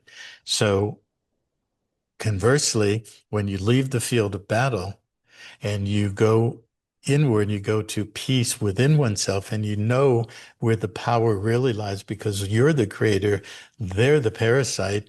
They Yeah. cannot exist unless you consent to them being attached to you. And the way they attach to you is through all your contractual relationships that you entered into in this life and previously. And you've lost if Yeah. you're fighting that battle. So I observed all these men and women in the 90s, the 2000s, who were wanting to fight the external enemy. And the real power is fighting the internal enemy, which is our own self-denial and our own separation. But remembering that there's something right about you and all the dysfunctionality because you designed it, you created it. And what's wrong with you is simply mirroring the obverse of your true power and capacity that once you start walking through it, starts resolving and the real power starts coming within and the power to create starts returning to us and we can create a new reality. And we Mhm. are. And Yeah. that's what we're doing. Yeah. Yeah. Creative and reactive use the same letters. It's a completely different outcome, though, as to whether we're creating, putting the energy of creation on to create instead of react. That Yeah. we get Yeah. our power back, or we just give it away into Hiero's prism. And I call it Hiero's prism because Hiero was a tyrant that Xenophon wrote about, whose life was no better off than the peasants he oversaw. But interestingly, Xenophon's father's name was spelt similar to gorilla, and he actually coined generational warfare, Mm-hmm. which is then the gens that we're under. And as I went into in the manuscript I sent you, we're really talking about Noah's curse, which is the curse of what we know. And then we go with the flow and we leave our own flow for the sake of Yeah. going to what someone else said was the truth. And one of the word plays I'll share and also point to the fact that you're sharing wisdom is the difference between knowledge and wisdom. Knowledge being the ledge we know because it's as far as someone else said that we could go, compared to wisdom, which is the lived experience of having gone down paths we would say, don't go that way. It didn't work out well for me because I tried. And you've tried a tremendous amount, and I seriously commend you because the amount of resistance that you've had to face and the persistence you've had to have in order to continue telling a story that people don't have the capacity to receive because it's so big and there's so many pieces to it. I don't know how you've done it. How have you done it? Genuinely curious. Well, that's a good question. I'll come back to that in a minute. I was just going to comment that comparing the word reactive to the word creative, and he said they have the same letters, but in reactive, the C is hidden or in the middle, whereas you start creative by seeing, and that has interesting metaphors in the realm of law. You have the Holy See that Mhm. puts us on the Sea of Commerce or under the Sea of Commerce, and commerce, of course, starts with the letter C, and this is where all the fun of unraveling and knowing the esoterica, whether it's letters, numbers, words, etymology, or star structures, sky patterns, the sky clock, everything, and being able to see how the manipulation of the mind through words and other systems, whether it's numerology, astrology, whatever, it is so incredible when you unravel it and you start seeing how the whole thing is just one big, massive projection and rearrangement of mind control, especially through words and letters. Mhm. And so I recognize in you a master player of wordplay and knowing how you look at words, letters, and mix them around and have fun with them, create anagrams and acronyms and all kinds of fun like that.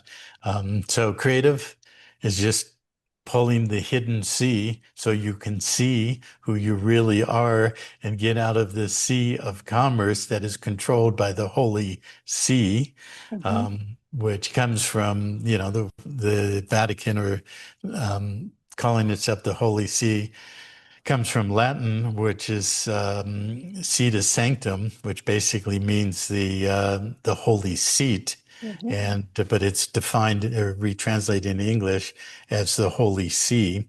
But it's the Holy See in which you do not see and you only react because the sea is hidden and you're hidden from your own creative capacity when you start to see reality, right? Yep. Oh yeah. Oh yeah. And then cap C because it's the Holy Sedes, which is the Sedes for the Holy Seat. But then Yeah, we see who's sitting on the throne of your own inner kingdom. right. Yeah. Well, it's also called the throne of Peter, Yes. and that gets into all kinds of fun with Peter and the god Ptah from Egypt. And have you looked into much Sumerian and Egyptian and Babylonian?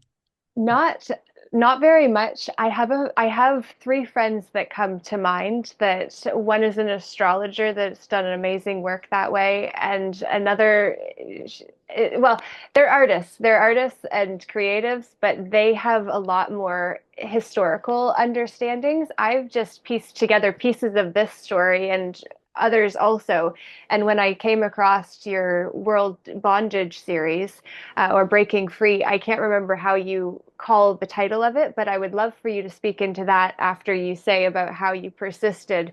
But those three friends have a lot of insight into these, and I look forward to getting all of us around the table so that we can do what Yeah. I got locked up for and called crazy for doing back in 2019, where we put the best on the table, we refine the values and virtues to find the commonalities, and then we say what's good, or not what's good because that's then in the duality, but how do we find something that's not better because then we're just within the spectrum that we're already dealing with, just in a different form, and actually create something that hasn't ever existed, but that can follow the framework that people are used to in order to use syncretism, like has always been used, of taking what exists to bring it into a new story that's coined to this extent, then we can say it's ours.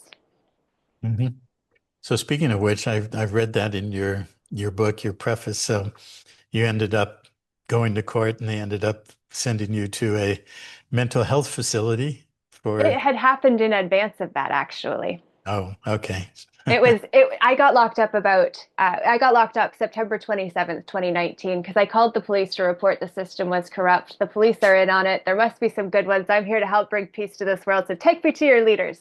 And it was premature and unsubstantiated. And so it just seemed crazy. And it was not safe to have done at that time, and I had no understanding of what I was reporting. But then, Mhm. because I had experienced that and was denied the right to speak to a lawyer without a psychiatrist approval because I was relegated to the legal person instead of the natural person in the trust, Mhm. and I didn't know any of that. I was locked up for 2.5 weeks, and I experienced the energetic patterns that happened to people in those places. And it was I got out without dropping my vibration, which meant I stayed safe and those around me stayed safe. But there are bad things that happen in those places, and it is not the patients that are threats to one another, but the actual people that work in those places that the patients who are under their power then get subjected to, which is why when I spoke at a rally in 2021 and then got a summons for having done so, I refused to have anyone represent me because I knew that if they weren't in the trenches with me, I was the one that would have to wait for them to be available, and I'm not willing when I can do it for myself if I know how. So I've been questing to learn how, and I met a man that has been helping people privately for 15, 20 years. The law is his interest, it's his hobby, and he's helped countless people. He's a no name by the public realm, and I like to keep it that way for his own protection and for Sure. those who have access. But at the same time, he's accessible for those that know of him, which is the reason that I've been trying to be more public, which was also part of my downfall when I made that call, because my online identity had become more important to me in some ways because it was more meaningful and felt more significant, and I was making a greater impact than my actual life, where I was really playing small in order to stay on the family farm and care for my grandparents, which I did until my papa passed away in June last year. And now I'm able to spread my wings and go bigger, but I was able to stay there with them long enough to do what I felt my soul had contracted to look after them until their end, as they did for me in my beginning and all the way through. And so I stayed aligned with my values, but I also paid the price of all the projections of people not understanding, which is why I asked you the question, how'd you persist for as long as what you have? Because I've only been fighting the uphill battle of understanding that it's higher and higher, and then there's new peaks when you get to the top of what you thought was the top of the mountain in one place. So Yeah. I can only imagine what you've went Mhm. through for as long as what you've been doing it. Yeah. Um, well, since you like Greek mythology, you know about Sisyphus. Speaking of pushing boulders up the mountain and getting to the peak and then realizing that, oh, that's just the first of many peaks. And then I got to roll the boulder down, go fetch it and move it up the next and get in almost to the peak and then it goes down. So, Well, it's a combination of things. First of all, it's interesting the way you describe your little visit to the mental health facility. When I was 16, I had the pleasure of experiencing the same thing. But technically speaking, according to familial and social norms, I definitely did go crazy. Mhm. And, but the reason I went crazy is I had an opening that didn't want to shut down, and I saw many, many things, and I didn't necessarily see it. I'm not a vision person. I don't see things like some people do, but I've always had this innate capacity to know things outside of the realm of the 3D matrix construct. I had experiences when I was 16 and then when I was 18, and they put me in a mental hospital for 4 months, and that was an interesting experience. Um, but what I was experiencing actually outside of what the body and the 3D construct was going on was I had a vast opening, and essentially I knew what was going to happen in this world that we are now totally in the middle of.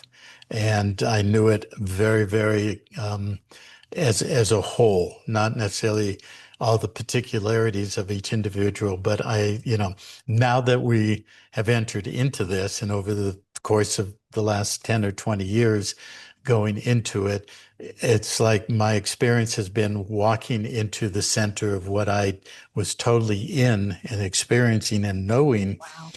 53 to 55 years ago. There's a lot more to that story. I'll tell you another time Mhm. off camera, but that was basically it. And then since then, I have always described that as having been taken instantly to the top of the very top mountain and being able to see a full 360-degree view of everything that was out there. Then I had to essentially force myself back to the bottom of the mountain because I Mhm. couldn't exist there because I was outside of time. And, I would not have been able to do what I really needed to do in my life by staying there. If I had stayed there, I would have perpetuated being crazy, disconnected from this 3D reality, and I would have never functionally been able to merge heaven and earth or the heaven reality with Mhm. the ecclesia with the body. And so I literally had to force myself back, and I did.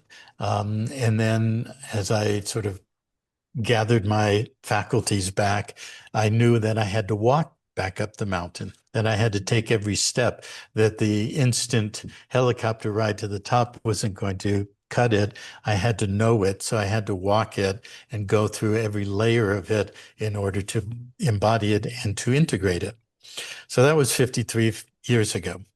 And that's been my life for 53 years. And that has led me or directed me and informed me into many, many, many um, realities, many experiences, many paths of study and research. And then, as I said earlier, that, in the 80s, I was very successful in the beginning, late 70s, early 80s in the gem and jewelry business. And then I lost it all. Then I had to file bankruptcy. Well, that was another like being brought back down to zero. And then I had to walk up that mountain that led me into law. Once I started studying law, it began galvanizing everything that I had done, experienced, and known in being knowing since I was 16, 17, 18 years old. And so, and that's 35 years ago. That was basically 1990. And then, as I have said earlier, studying law, if you really get into it, you have to study history. And of course, I'd already been studying a lot of history. I'd been studying history of religion and other aspects of history. And so that was a natural for me. And then I just took into history and just absolutely love real history. But I Mhm. also had literary, aspirations. I wanted to be a writer since I was very young. And when I went to university, that was, I'm going to be an English major, linguistics, studied that. So words and language and etymology has always been very much part of me. And and also because of my lifestyle, and after Andrea and I met in 92, which has been very transient and very, like I said, we've been many places in the last couple of years, but in the last 33 years, many places. And um, that I had to utilize one of my skills, which is as a master puzzler, to recognize important pieces and hold on to them and know where they fit. Sometimes one piece of the puzzle doesn't show up to connect to the other pieces for 10 or 20 or 30 years. Mhm. But that's what I've been doing, is integrating the puzzle with all these multidisciplinary points of focus that we've talked about, Mhm. and integrating the puzzle.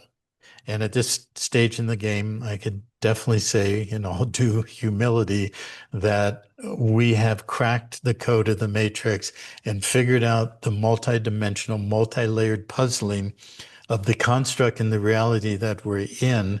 And the most important aspect of it is not, quote unquote, being sovereign.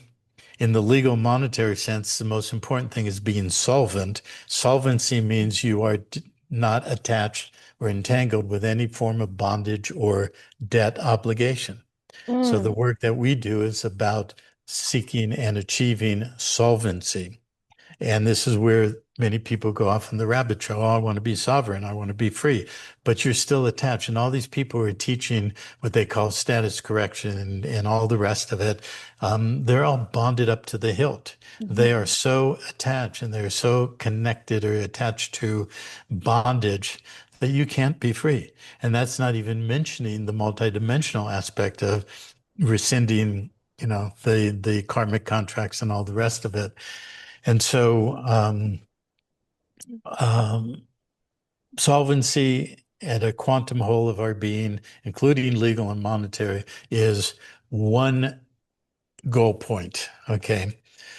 But the wider goal point is walking back into life, being totally synchronous or fully aligned with one's own life force, one's own source connection, and all beings and all expressions of life and every living thing, which is not always necessarily animate from our point of view, and being in total harmonious relationship with life. So walking into life, walking out of the matrix is really where we direct our focus and our energy and everything. So for the last 53 years, I've been walking back up the mountain. It has been the life of Sisyphus. We've had to push and I've had to push the boulder many, many times to the almost the top of the mountain. It always rolls back, but every time I figure out some new aspects of it, and knowing what I knew 53 years ago, because it was a total immersion in my being of knowing what was going to happen and knowing the end result. And the end result was an absolute that evil would not sustain itself and that we would recreate our reality to what we want in life and with life. So when you know where you're going, you become an unstoppable force. Nothing Mhm. can stop you. It can knock you off. They can knock the boulder out of Sisyphus's control and go back down the mountain, or give the illusion you're at the top, and Sisyphus gets to the top and he realizes, oh, this is just the foothills. I'm gonna have to go up the next, and more and higher and higher. And so no matter what has come at us, and believe me, I appreciate that you say you appreciate what we've had to push Mhm. through.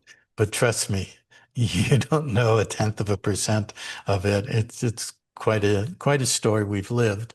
But it's okay because I know who I am and Andrea knows who she is. We know who we are together. We know why we've had to do what we've done for 33 years. And the people who have come and stayed and been building Pantera have their own innate knowing and they've benefited from our experience and our guidance. And we're building a unified field of that purpose and intent for what we're creating. And the blueprint of what I inherently knew 50 plus years ago is what I've been building and constructing with an alternative way of balanced self-governance and co-creation, working with people in what you seek, because I see your work is very much about building consensus and community and all the rest of it.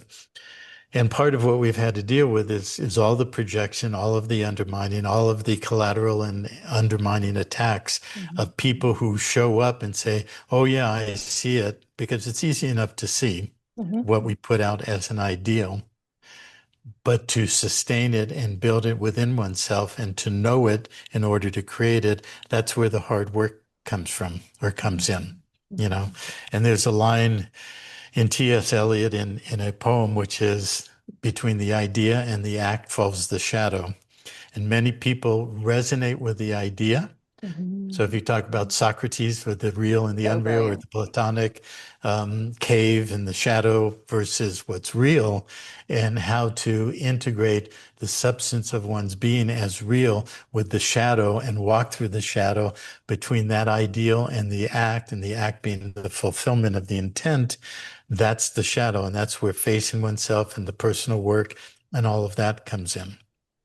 Mhm. So that's a summary of your question, an answer Wow. to your question.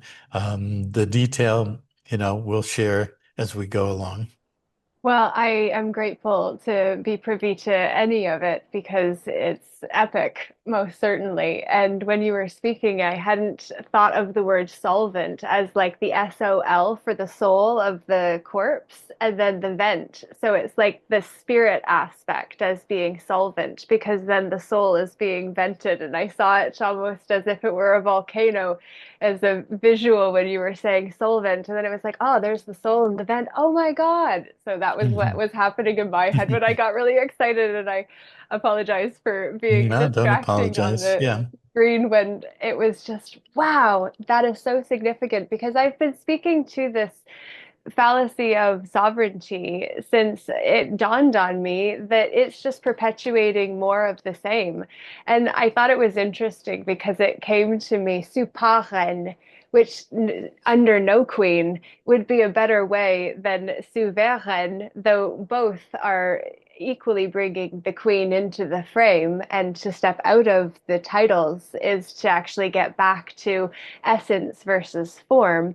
But in terms of what has been formed, and I appreciate how long we've been here together and really appreciate your time and everything that you have put forward. And I'm really looking forward to getting into your Substack community because I just joined and I'm looking to get into your community and better understand what you have been putting out. So then we can see if there are opportunities for my pieces to fit in and vice versa and cross pollinate, which is sure. what we've been really working towards generally and building communities.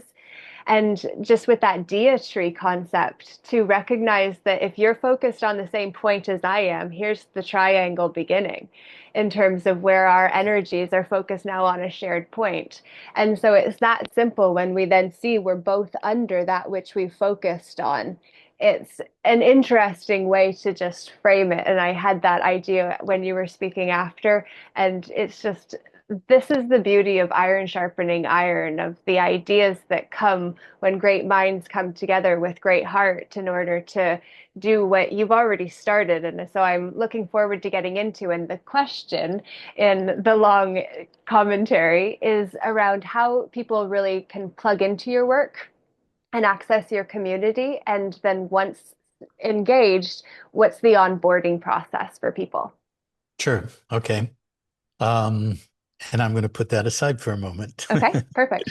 Um, because I want to go back to your hourglass analogy where Mhm. you have the king, the Roy, and then the queen, the wren, and everything else. That was quite um, brilliant of what you did with the chess, and I've never seen that or heard that described like that. Very good.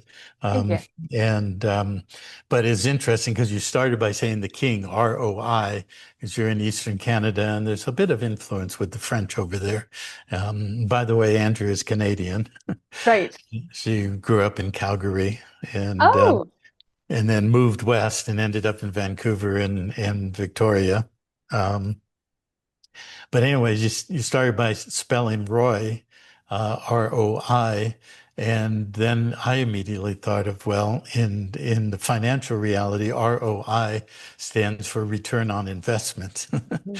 And so the king, the Roy, is always there at the pinnacle or the apex of the pyramidal hierarchical structure. And what is he reaping? He's always reaping the return on investment, Mhm. while the ones on the bottom of the hourglass or at the bottom of the pyramid are basically, Same. slaving away, actually creating the value.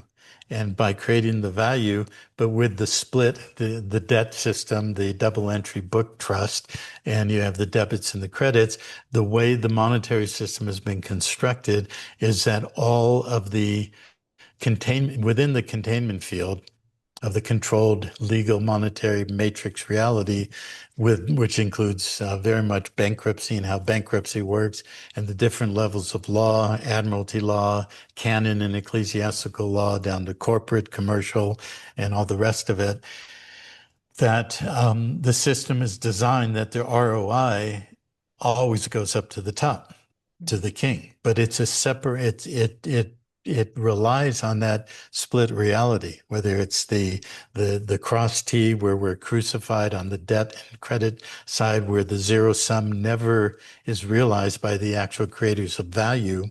And and all we're doing is churning in a endless sea of perpetual debt, while the equity or the appearance of equity is floating up to the top or to the king. Mhm. And when you go back to Babylonian period, pre-Roman, Babylonian, Egyptian, Sumerian, one of the fundamentals which I talk about in the book that we've now serialized on the Freedom Absolute channel, um, and which we'll get into before we close. Okay, cool. But everything was about orienting to the sun and orienting to the east, and its three primary points, which were the equinox point, which is the same but on opposite side, and then the two angled points of the solstices or the stopping of the sun. So you have the equal point where the sun crosses the ecliptic, which is the equatorial plane of the planet, but also the larger ecliptic in relation to the sun and the solar system and everything. And then you have the solstice points where the sun stands still. And this is how they would orient, and oriental refers to the east. During the equinox and the two solstices, they would use a pole that would cast a shadow coming from the horizon off of when the sun rose on those 3 points, and it would create a straight line and two angled lines. And those two angled lines would come to a point where they would construct the entry or the orientation of the entry to the temple. And then ultimately you have Solomon's temple, which is laid out in the figure of a human body. And you have all the temples that were ever constructed in the ancient times.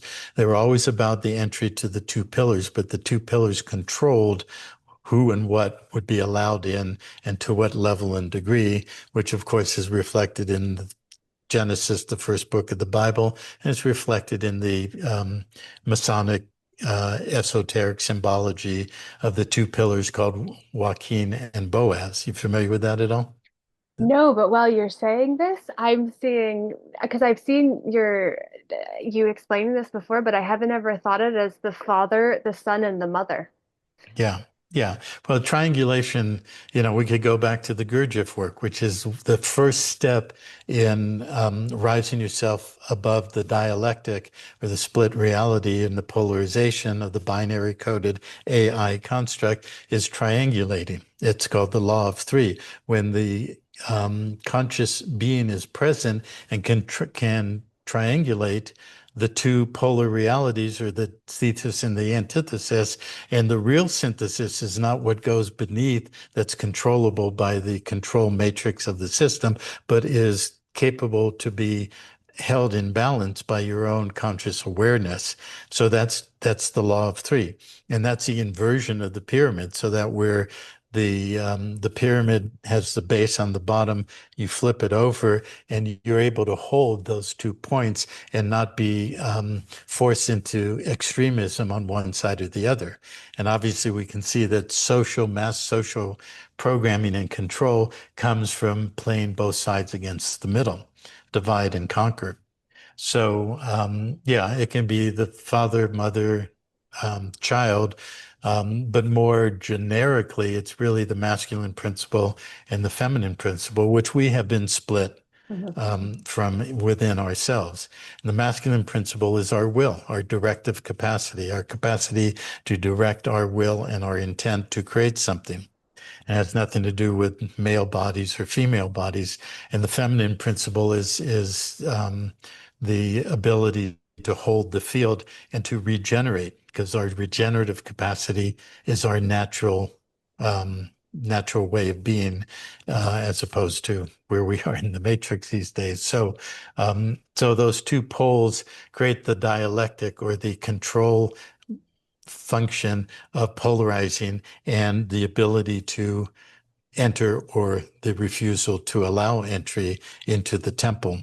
Of course, all the classical cathedrals and temples were designed that way, with the two pillars and the arch, and the entry point was basically like the vaginal entry into the uterus, with the two ovaries that would provide the egg for the insemination and creating a being. Well, when people walk into through those two pillars into the external, or the exoteric of the temple, they would be like little seeds to inseminate, to be contained and controlled in the uterine control of the temple, for the purposes of the matrix, ultimately to um, entrain and control the flesh and the genetics, to have a permanent parasitic attachment by voluntary consent to our true source code relationship, which is in the genetics, which is why they're doing all this biology and all the rest of it. So you were basically describing that in your hourglass, with the ROI, the return on investment, and the queen, the feminine principle, and the masculine, that was being mirrored and was kept separate by the hourglass, or the bottleneck that was the sands of time. Oh, interesting interpretation. So the hourglass is almost like a greenhouse at the bottom of where the private is on top of it, which is within the whole public.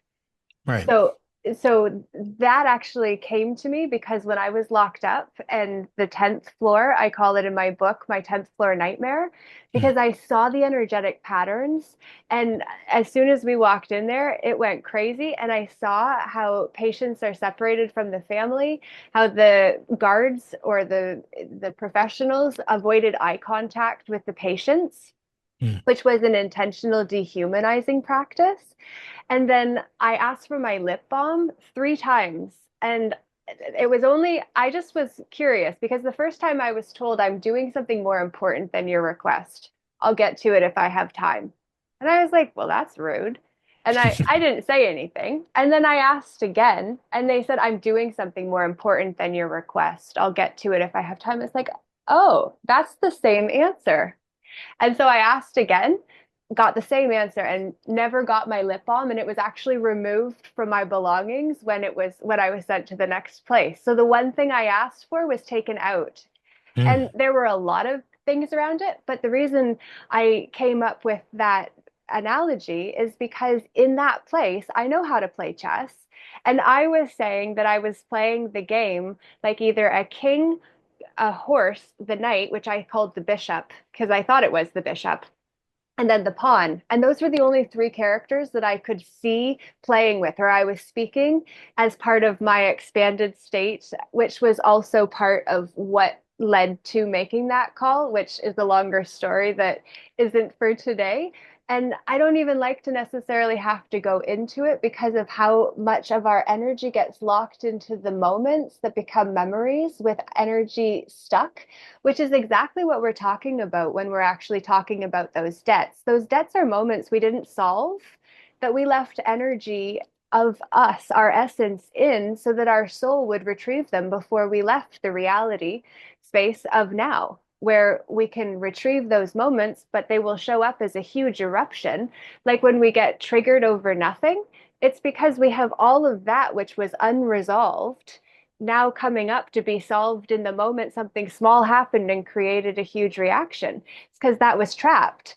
And so when I was locked up and could only see those three, and for 2 years, it was like, why did I only see those three? I prefer the other three characters, generally speaking, when I'm playing. And then it came to me that it was the ROI as the king, and the queen is who turns his head. And then the knight has to bow to be knighted by the king with the sword, which is the sacred word spoken and now decreed onto him as to what he gets to be. And then the pawn is the one that just is relegated into the position he received upon birth because of his circumstances, that he hasn't risen above because he hasn't stepped into what he could be. And that's connected to the domain, which are the fiefs and the serfs and the Scots, lots, and plots of life. Okay. Well, we could go in 25 different directions with that. Yes. Yeah. But that's very good. And but you know, the king is constrained by limited linear movements, while the queen has the full scope of the board. She can move in every direction. And so, you know, it's about understanding what the masculine principle and the feminine principle is, masculine being the directive principle, the will.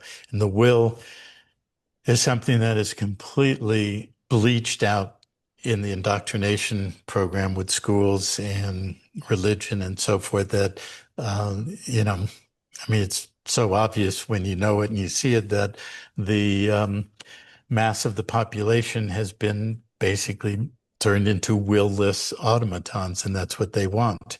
And so that's also part of the work that we do is about how to return to inner standing with the directive capacity of the will. Because if you don't have will, you have nothing. And but the will is directive, so it is like the king. It is directive within what you could call relative linear construct, but then the feminine is the whole presence and the ability to be in life and be regenerative in every moment and not be stuck in time in that constricted sands of time going through the hourglass. You know, but the other thing about an hourglass is you can flip it over, so you can come to the top. And when you know how to use your will and know what you're going to create and know that you are the creator, then Mhm. you step out of the dialectic or the dichotomy of, you know, I'll believe it when I see it. Most people with no will only say I'll believe it when they see it. They will never see it Right. because they need to believe it and they have no capacity to believe anything other than what they've been indoctrinated to believe. Mhm. Some will graduate out of that and they'll say, I see it, therefore I believe it, but then they're still stuck in belief. And belief is not where we want to be. Knowing, or the gnosis, as you mentioned, is a being capacity, standing in one's knowing. When you know it, then you create it. And so, another part of the answer to your question to me, how did we get through all of these challenges? It's because we know it, and we're an unstoppable force. And everybody listening to us in this conversation can realize that you are also an unstoppable force in that, you know, what you considered wrong about you is really what's right about you. So start working with that and knowing who you are. And when you know it, you will create it.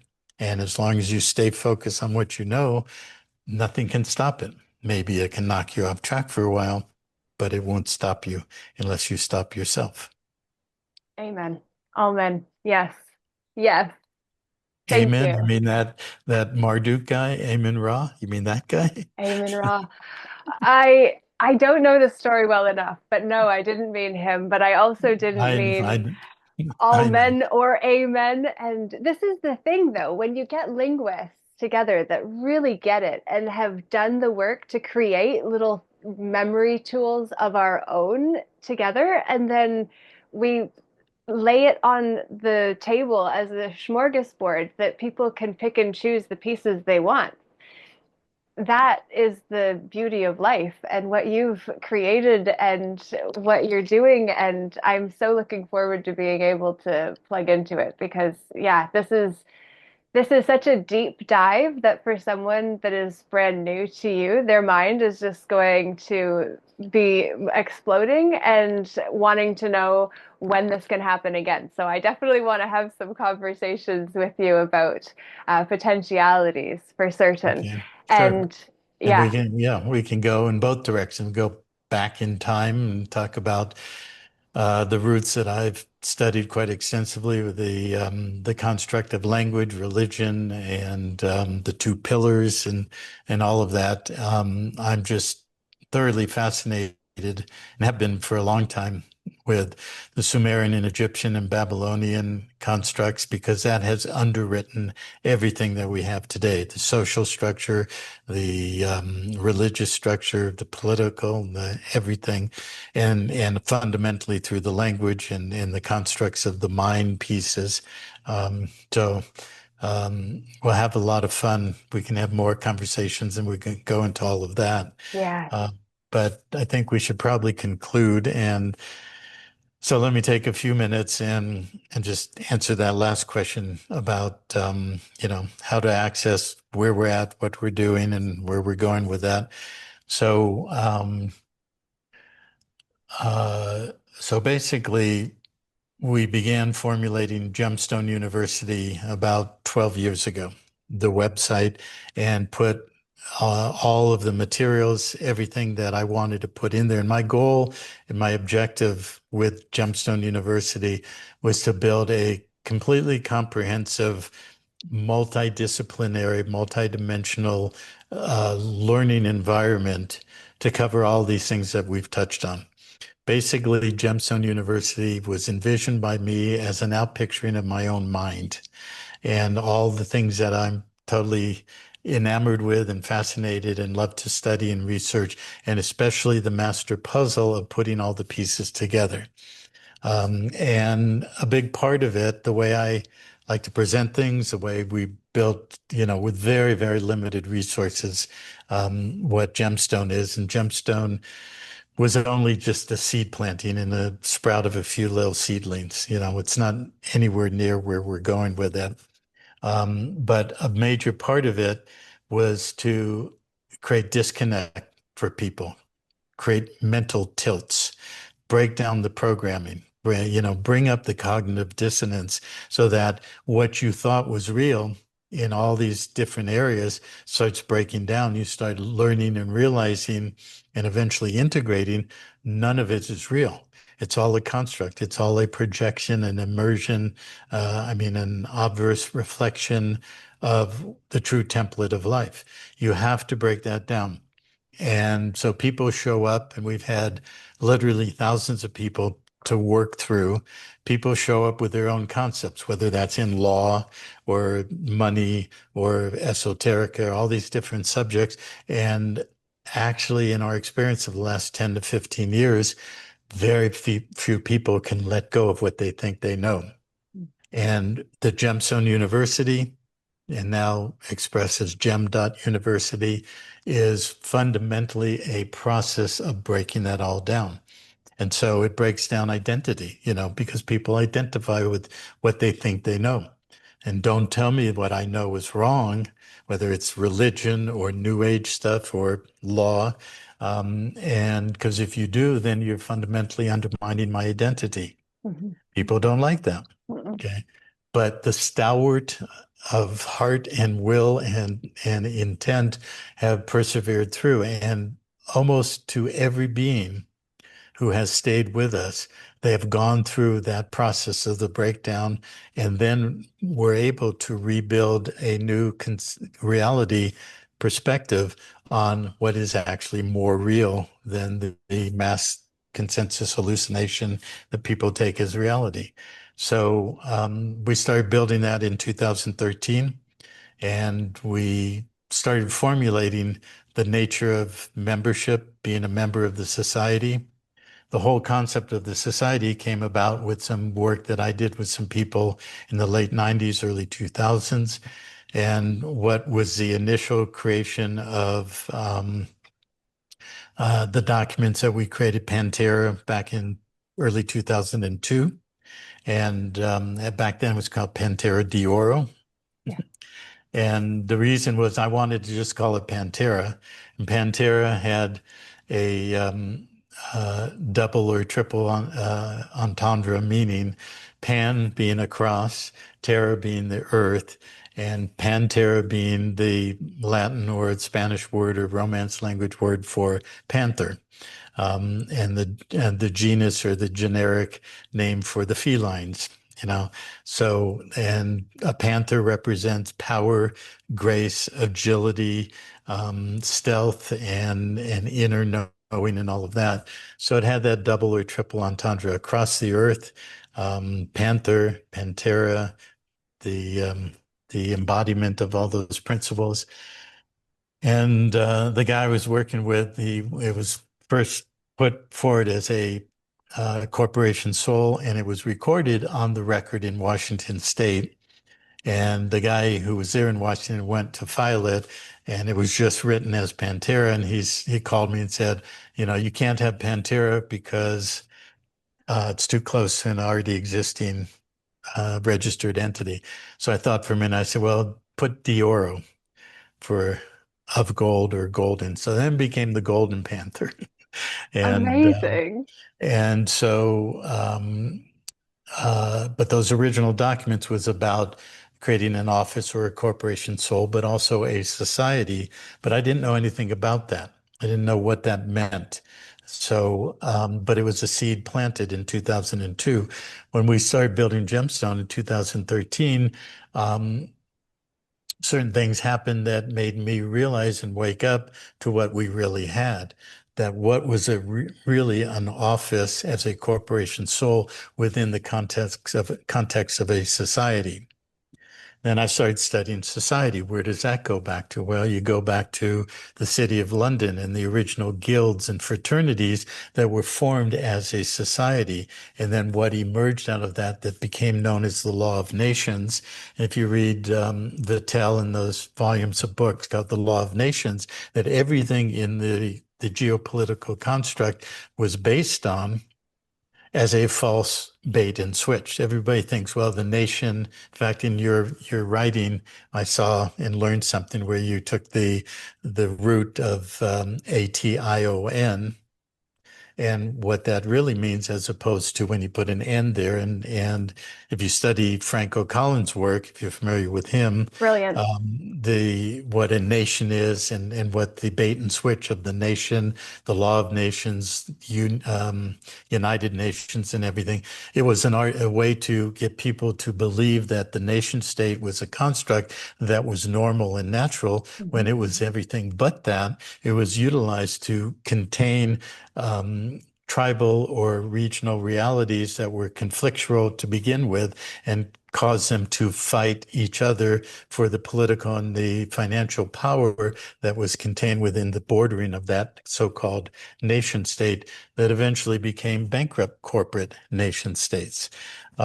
So I looked at what was a society and came to understand that in the Law of Nations, it starts by saying a nation is a society of men with like-minded intent or purpose who come together. So then I started really understanding what a society was and what we could do as a private society using the law form that's accepted worldwide within the nation state and every other society, the Society of Jesus, the American Cancer Society, the Society of this, that, and the other. And what the nation state became as a corporate construct on the principle of like-minded and like-spirited, like-hearted people who come together with a common purpose. So the common purpose of the Pantera Society is to do this work that we've been talking about and to create the various components of self-governance that is structured in the public system as control systems through a hierarchical, centralized system. So everything that we've been building for the last 10 to 20 years is based on taking the obverse of this hierarchical structure that is the antithesis of the original life template and returning it back to that original template, which is that every living being is a whole being unto themselves, but that we exist in a larger whole that is co-creative, that cannot be separated from the parts of the whole, and hence decentralization with a minor component of central structure that keeps it, organized and functional in terms of what the society can be. And a society by law, going back to the City of London, English law, and everything in the law of nations, is capable of having its own jurisdiction, its own court, its own law form, its own treasury, its own monetary issue, its own form of conflict resolution, which goes to the court in the law form, and its ability to interface with other sovereign bodies, politic. Mhm. And so then I came to learn and really understand what a corporation soul was, because all offices on the planet are corporation souls, whether it's the crown, the throne, the president, et cetera, et cetera. But every individual franchise, the so-called name, is also a corporation soul, but it's a corporate construct that's a corporate subdivision under a corporate nation state that's been bankrupt for, almost 100 years and put every corporate nation state into bankruptcy as a corporate subdivision through which the central bank of issue can issue bonding instruments to get contractual agreement to be in the containment field of that particular bankrupt nation state, perpetual bondage. So the but we have the capacity to reverse that back to the original template, creating a society, a coming together of beings of like mind, like heart, a common purpose to achieve something and create their own jurisdiction, their own law form, their own court. Well, in the last 10 to 15 years, we have been slogging through a lot of the dysfunctionality, a lot of entanglements, a lot of karma in order to resolve and clear all of that, to come back to that blueprint that fundamentally I had embodied and seen in a knowing level 53, 55 years ago, that I have always known, and therefore I set out to create. And so the last 10, 15 years, we've had massive amounts of trial and error, dysfunctionality, undermining forces, collateral attacks, you name it, internal attacks, and but always moving through it, moving to resolution and rebalancing.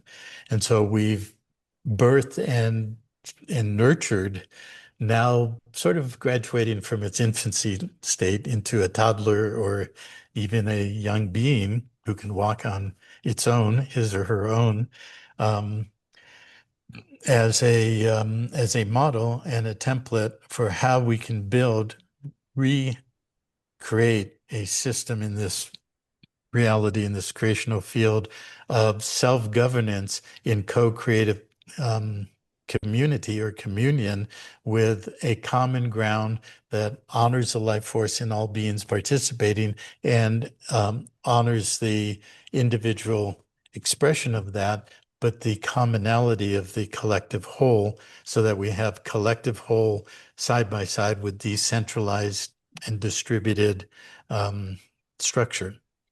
So that's the model that we have been building. And along with that, we've been building the education in all these subjects. So Gemstone University started in the building of that to, as I said, outpicture my mind Mhm. 12, 13 years ago. And we got pretty far with that. Along the way, I started formulating, okay, well, how can I um, um, create the education and the path or the process of breaking down the programming and recreating or rebuilding a higher capacity to see reality in a much more whole way, comprehensive way through the education through an online system, which has had a lot of challenges, a lot of pitfalls, and a lot of all that stuff. But progressively, we have achieved that, and we have built the general education level, the undergraduate level for learning principles of law and the specifics of equity and all the law forms, different jurisdictions, learning all of that, graduating from that to the estate structure, which is creating one's own society and all the structures of the model or the template, and how to do that within the court that is the court of the people, that is the embodiment of the law, that is our law form, as opposed to the hierarchical structure, because those two pillars of the entrance to the temple are the holding point of the law of the priest, who controls all the law through the bondage of religion and all of the religious constructs, and the law of the king, who is given absolute supposed divine power to control all the land and raise the people up into a containment field and bond them to the law of the priest and the law of the monetary system. Mhm. So we are building back to the original template, the Mhm. law of the people. How do you embody true law? What is universal law? How do you actually embody it and co-create within a law form that manages self-governance and co-creative relationships with others in a community? So, and where do you put it where the existing law form in the world system Mhm. can't attack it? Well, you build it on the same structure and the same principles that they've built everything, going back to the City of London, the law of nations, and everything else. And Mhm. that's been proven by 15 years, really almost 30 in many respects, of being attacked by lots of three-letter agencies, not attacked, but attempted piercing of that perimeter of our sovereign integrity, and they've Mhm. never been able to do that. But we've always done that peacefully, where we don't give them an opportunity to pull us back into the field of battle where they always win and we always lose. So Mhm. that's part of the learning process, learning what that really means. And so it's all evolved over the last 30 years with all of these pieces we've talked about. And now the education in what we now call the Master Law course, going through the general education, going from there into the undergraduate work, learning the principles of law and equity and so forth, going into the estate structure course, where you learn how to build your own society, your own office, your own um, law form that can then reproduce the same template, but with your individual expression of how you use that law form and the structure of the society and the office to build your community and build it lawfully, but also essentially impenetrably. Mhm. And then from there, it goes to the next level, status correction. How do you do the steps legally, monetarily, bondage-wise, universally, to do all of the steps to disconnect the cords and the contractual attachments that we've been talking about, so that it's like take a big pitcher of water and you put a bunch of pebbles and rocks in there. You pour water in there. Okay. How much water is actually there? If you put a lot of rocks and pebbles and sand, the water's only actually this much, but it looks like the whole pitcher is full. Well, all those rocks and pebbles and sand is our own inner entanglements, our belief systems, our karma, our attachments, everything. You have to resolve all that, remove that so that what you can pour into the pitcher is more of your being, more of your true and authentic self, so that you're more present, embodied here, not trying to get out of here, and that we return back to who we really are, and then we can create again or anew a Mhm. true reality that is in alignment with who we are and who we want to be together with people in our multiplicity of societies.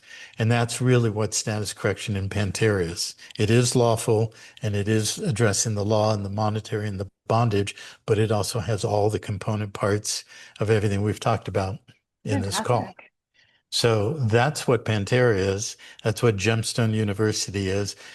And along the way, we had some interesting entanglements starting 4 or 5 years ago that uh, we danced the dance for a few years, went through it. That's a long story for another time. But we came out of that in September of 22, and we restated our name as Pantera Vita. There's reasons why. There's certain things that came up. We got rid of Dioro.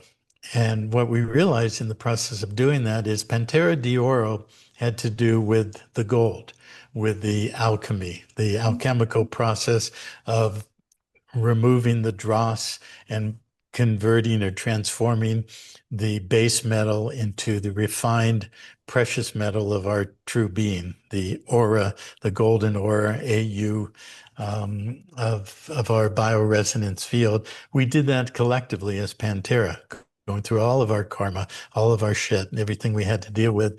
And we came out of that and said, well, we're no longer the golden panther, we are the living panther. We are Mm. Vita. We are the living presence of the panther, Pantera Vita. And so we changed the name. We've been restructuring, reinventing, reformulating, and we started transferring everything out of gemstoneuniversity.org to gem.university, more succinct pathways for stepping stone of the membership and the courses and all the rest of them. Mhm. And so then 6 months ago, we started formulating, well, we need to do more outreach, come back out into the public. And what was the logical name for that? Freedom Absolute. And so we created the Freedom Absolute channel on YouTube and Rumble.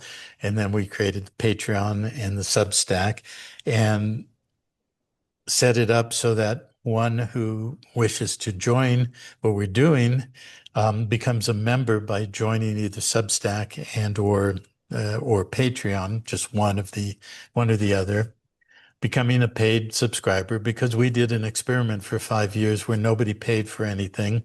And we realized that most people are still very much hardwired with the disease, the paramount disease in this world, which is called money. Mm. And it really did prove to be the case, the old proverbial statement that you get what you pay for and so forth. And so we decided to have a paid subscription Yeah. and a payment for the master law course. Some people think it's exorbitant, the price we put on it, but I've seen people charge 2 to 4 times what we're saying for the entire course and give a 50th of what we provide. Mhm. So the value is a true full transformation of one's life and literally rebirthing oneself, recreating oneself. And so we've made it as easy and as accessible, but we want people to step up to it. And part of it is that it's not for the faint of heart. Mhm. It's not for those who take it casually. We've had a lot of tire kickers, a lot of casual, a lot of new agers, a lot of, belief systems who come in and say, oh, yeah, this sounds great. It's like, well, yeah, it's what I've been looking for. But when the hard work comes, it's like, no, I'm not going to do the work. I thought you could just give me the pieces of paper and then I could be sovereign. I could be, and it doesn't work that way. So the real payment is your being and your passion and your commitment to rise above the construct and emerge in your excellence and your brilliance, but there's a monetary price, and now there's a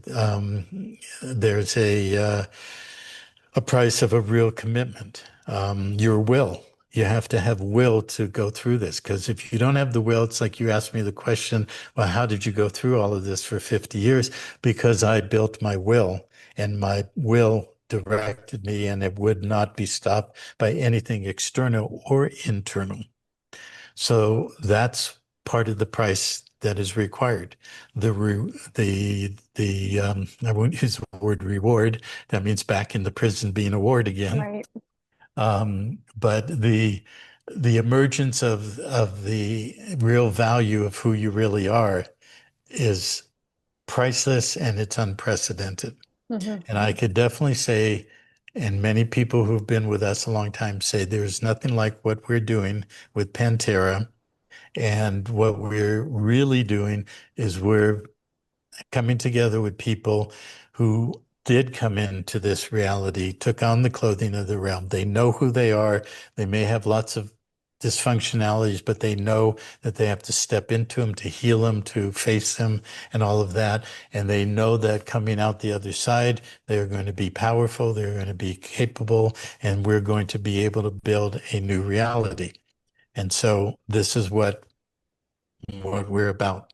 So when somebody becomes a subscriber, paying subscriber on Patreon or Substack, they simultaneously, you just have to subscribe as you have done, but then we send you the instructions of how to then have access to gem.university. It's a very simple thing, and that's where all the GEM general education member materials are, laying the foundations to build your knowledge and break down your programming, and then go to the next levels. And so that's how to find us and be with us.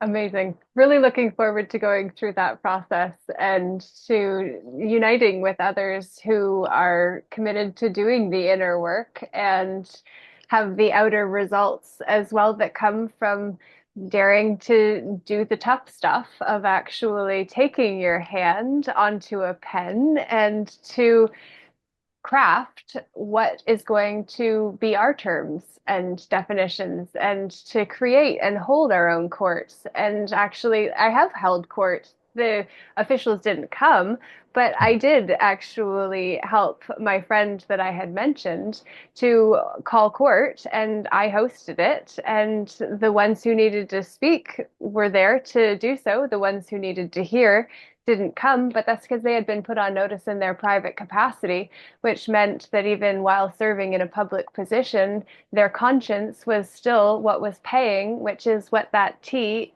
double entry accounting booking a system, or the debt, as you say, the double entry book Trust, trust, trust. you say. Yes, I listened, and I very much I'm loving that you brought that element into it, because that is the debt system. When you're having ecclesiastical canon laws being the canon that gets fired in order to show war has been declared and we didn't know it, so then our vessel just gets blown up, and that's the physical life that we actually are able to then put into the consciousness that we give our energy to as belief systems. We leave this now present moment in order to go to, and then we believe that because we're no longer present to be here because we're in there.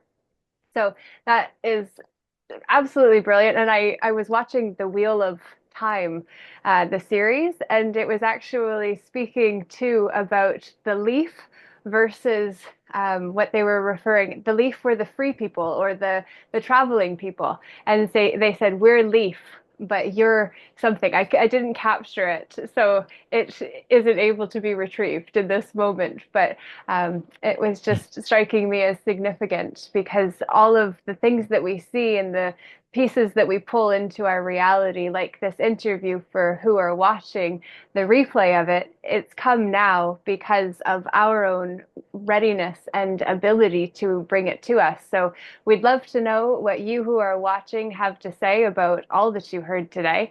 Please leave a comment, leave questions. If you have any additions that you'd like to add to what you heard, that would be amazing. And if there are future elements or aspects that you'd like to hear Ken speak into, Kenneth Scott, it has been an absolute pleasure to be with you today. Very much appreciate you taking this. Let's not close quite yet. A couple of points that I want to bring back to Okay, here we go. you. But all of that you just said for sure, and we will re revisit another or several more conversations at least. Beautiful. But basically, what I want to say is so many things. Like when I read, at least some of your emerging manuscript, and then hear you talk, you were so very close to the essence and the principles and the pieces of the whole system that we built, that I look forward to you jumping in, because everything that you built with your community and so forth, when you jump into get to the estate structure and you build your lawful society and learn how to create the court and the other elements of what I talked about, you're so ready for that, and your community that works with you, I'm sure, is ready for that. But you're the point being, you're the lead in terms of the work that you've done. It's very apparent. And the reason we call it estate structure is because everything in this world in terms of property is held in estates. And you had mentioned earlier on the Sesta KV versus the Sesta K Trust. And this is why it's so important to understand really the principles and the depth of both law and equity, and people misuse those terms all the time. Sesta KV and Sesta KV Trust and Sesta K Trust and this and that, but there's precision. And that's one of the things that I've developed and refined, and that we work and teach people to have the precision of language, precision of how you use language, either as individual words, phrases, or um, uh, constructs of what a phrase refers to, such as Sesta KV. Well, what is a Sesta KV? And as you said, a Sesta KV is V is life. But Sesta K, coming from Latin and or the French, Sesta K or c'est it means it is you in French. C'est tu, it's you. Mhm. C'est tu que vis, it is you who lives. Mhm. And so in that separation of the two bulbs of the hourglass, keeping the elite on what they call heaven, that they want to inherit and take away from the real value creators, they at the top being the parasites, they created this dual construct. And they created the concept in law and equity and in the nature of titled property or titled land, this thing called Sesta KV. And the Sesta K, you mentioned the 1666, where it had, when a Sesta KV goes to sea, is lost, presumed dead. This is what we have to do to settle the estates. But then Section 4 says, well, what if the man lost at sea? Of course, back then it was only men, comes back, proves his life, and claims his estate. So they lay it out right there. Of course, they went to war in the Crusades, or they went out into the big ocean. Many didn't come back. They had to settle the estates. Well, the Sesta KV means who is the beneficiary. Sesta K Trust is for the lower level, for the peons, the ones in the bottom bulb of the hourglass, the working slaves. And I'll explain that in a minute. But Sesta KV literally means it is you that is alive or lives. Mhm. But as it related to title and title of land and estates, because in the elite, in the landed gentry and so forth, the ones who had the reciprocal grant of land and the oath of fealty with the sovereign or the king, they were given title to real estates, the land. But the title went from one living generation to the next. So the SSKV in law, that term means the duration by which an estate is measured. So if Lord so-and-so or Baron so-and-so or Earl so-and-so is the living beneficiary, beneficial interest, he is alive, SSKV, it is you who is alive, is this the life by which an estate is measured, that man, the lord of the manor, the embodiment or the holder of the title that is attached to the estate, holds that estate as the living beneficiary until his death. And at the point of death, the new living beneficiary, the heir, usually the eldest son, becomes the new life by which the estate will be measured, the new SSKV or living beneficiary. So that's how they devised to contain all this landed title, landed property worldwide. And they did that. They reproduce it in America and all of the so-called Commonwealth countries and so forth. And they created this elite structure of landed title holders that were on the land so that all the serfs or the landless peasants could be lifted off of the land, put into the civil body and controlled by rules of civil code, military conquest, bankruptcy, and all the rest of that. So they had to create an estate to hold what we created through the franchise, what people call the all caps name. A lot of people still call the straw man, which is really not a true name for it, but it's a franchise. It's a franchise of the bankrupt nation state that you can operate in their domestic sandbox, in their zone to operate in commerce. Well, you have to have a place where your value that you've created, your property goes into, and that's called the Sestake Trust.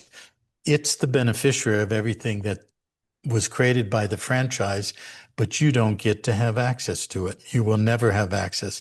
You have limited beneficial use. So if you have a title in your franchise name of your house, you don't own it because the franchise is a creature created by the state. The state owns it. You get the limited use, and the limited use includes maintenance, insurance, taxes, penalties, and all the rest of that. So do you own it? If you don't have control over it, if they can take it away from you, no, it doesn't belong to you. But the beneficial interest is held in a Sestake trust that they also control because they are the controllers through the legal title and the structure of the state and the nature of equitable estates, which is what you learn when you study equity. We won't go into that. That's in our courses, okay? But you need to understand that to then know how to create a true private estate.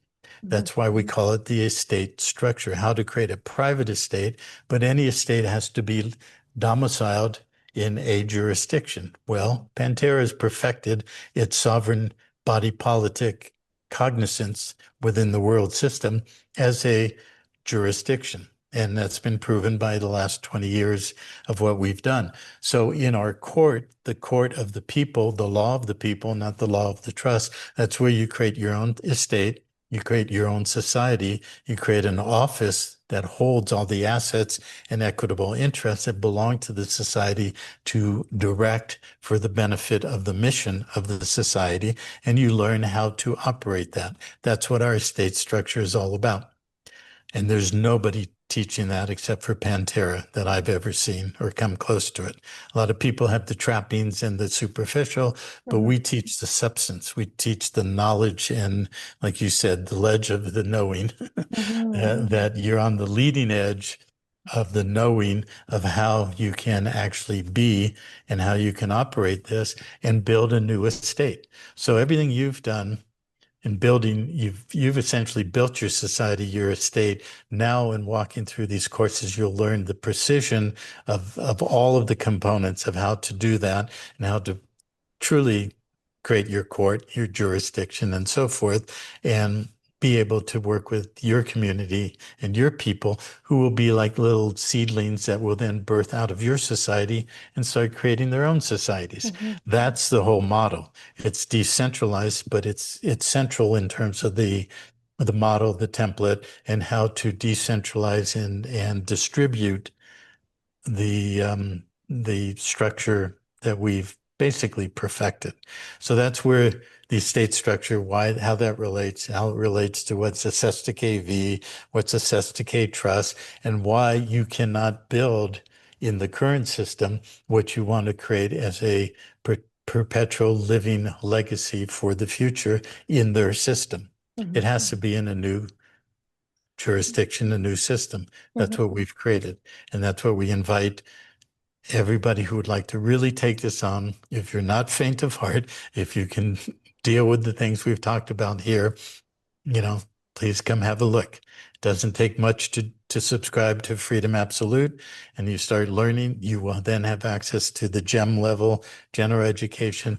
And even if you subscribed for 3 months, spent $100 and had access to that education, the value of it is immeasurable to $100.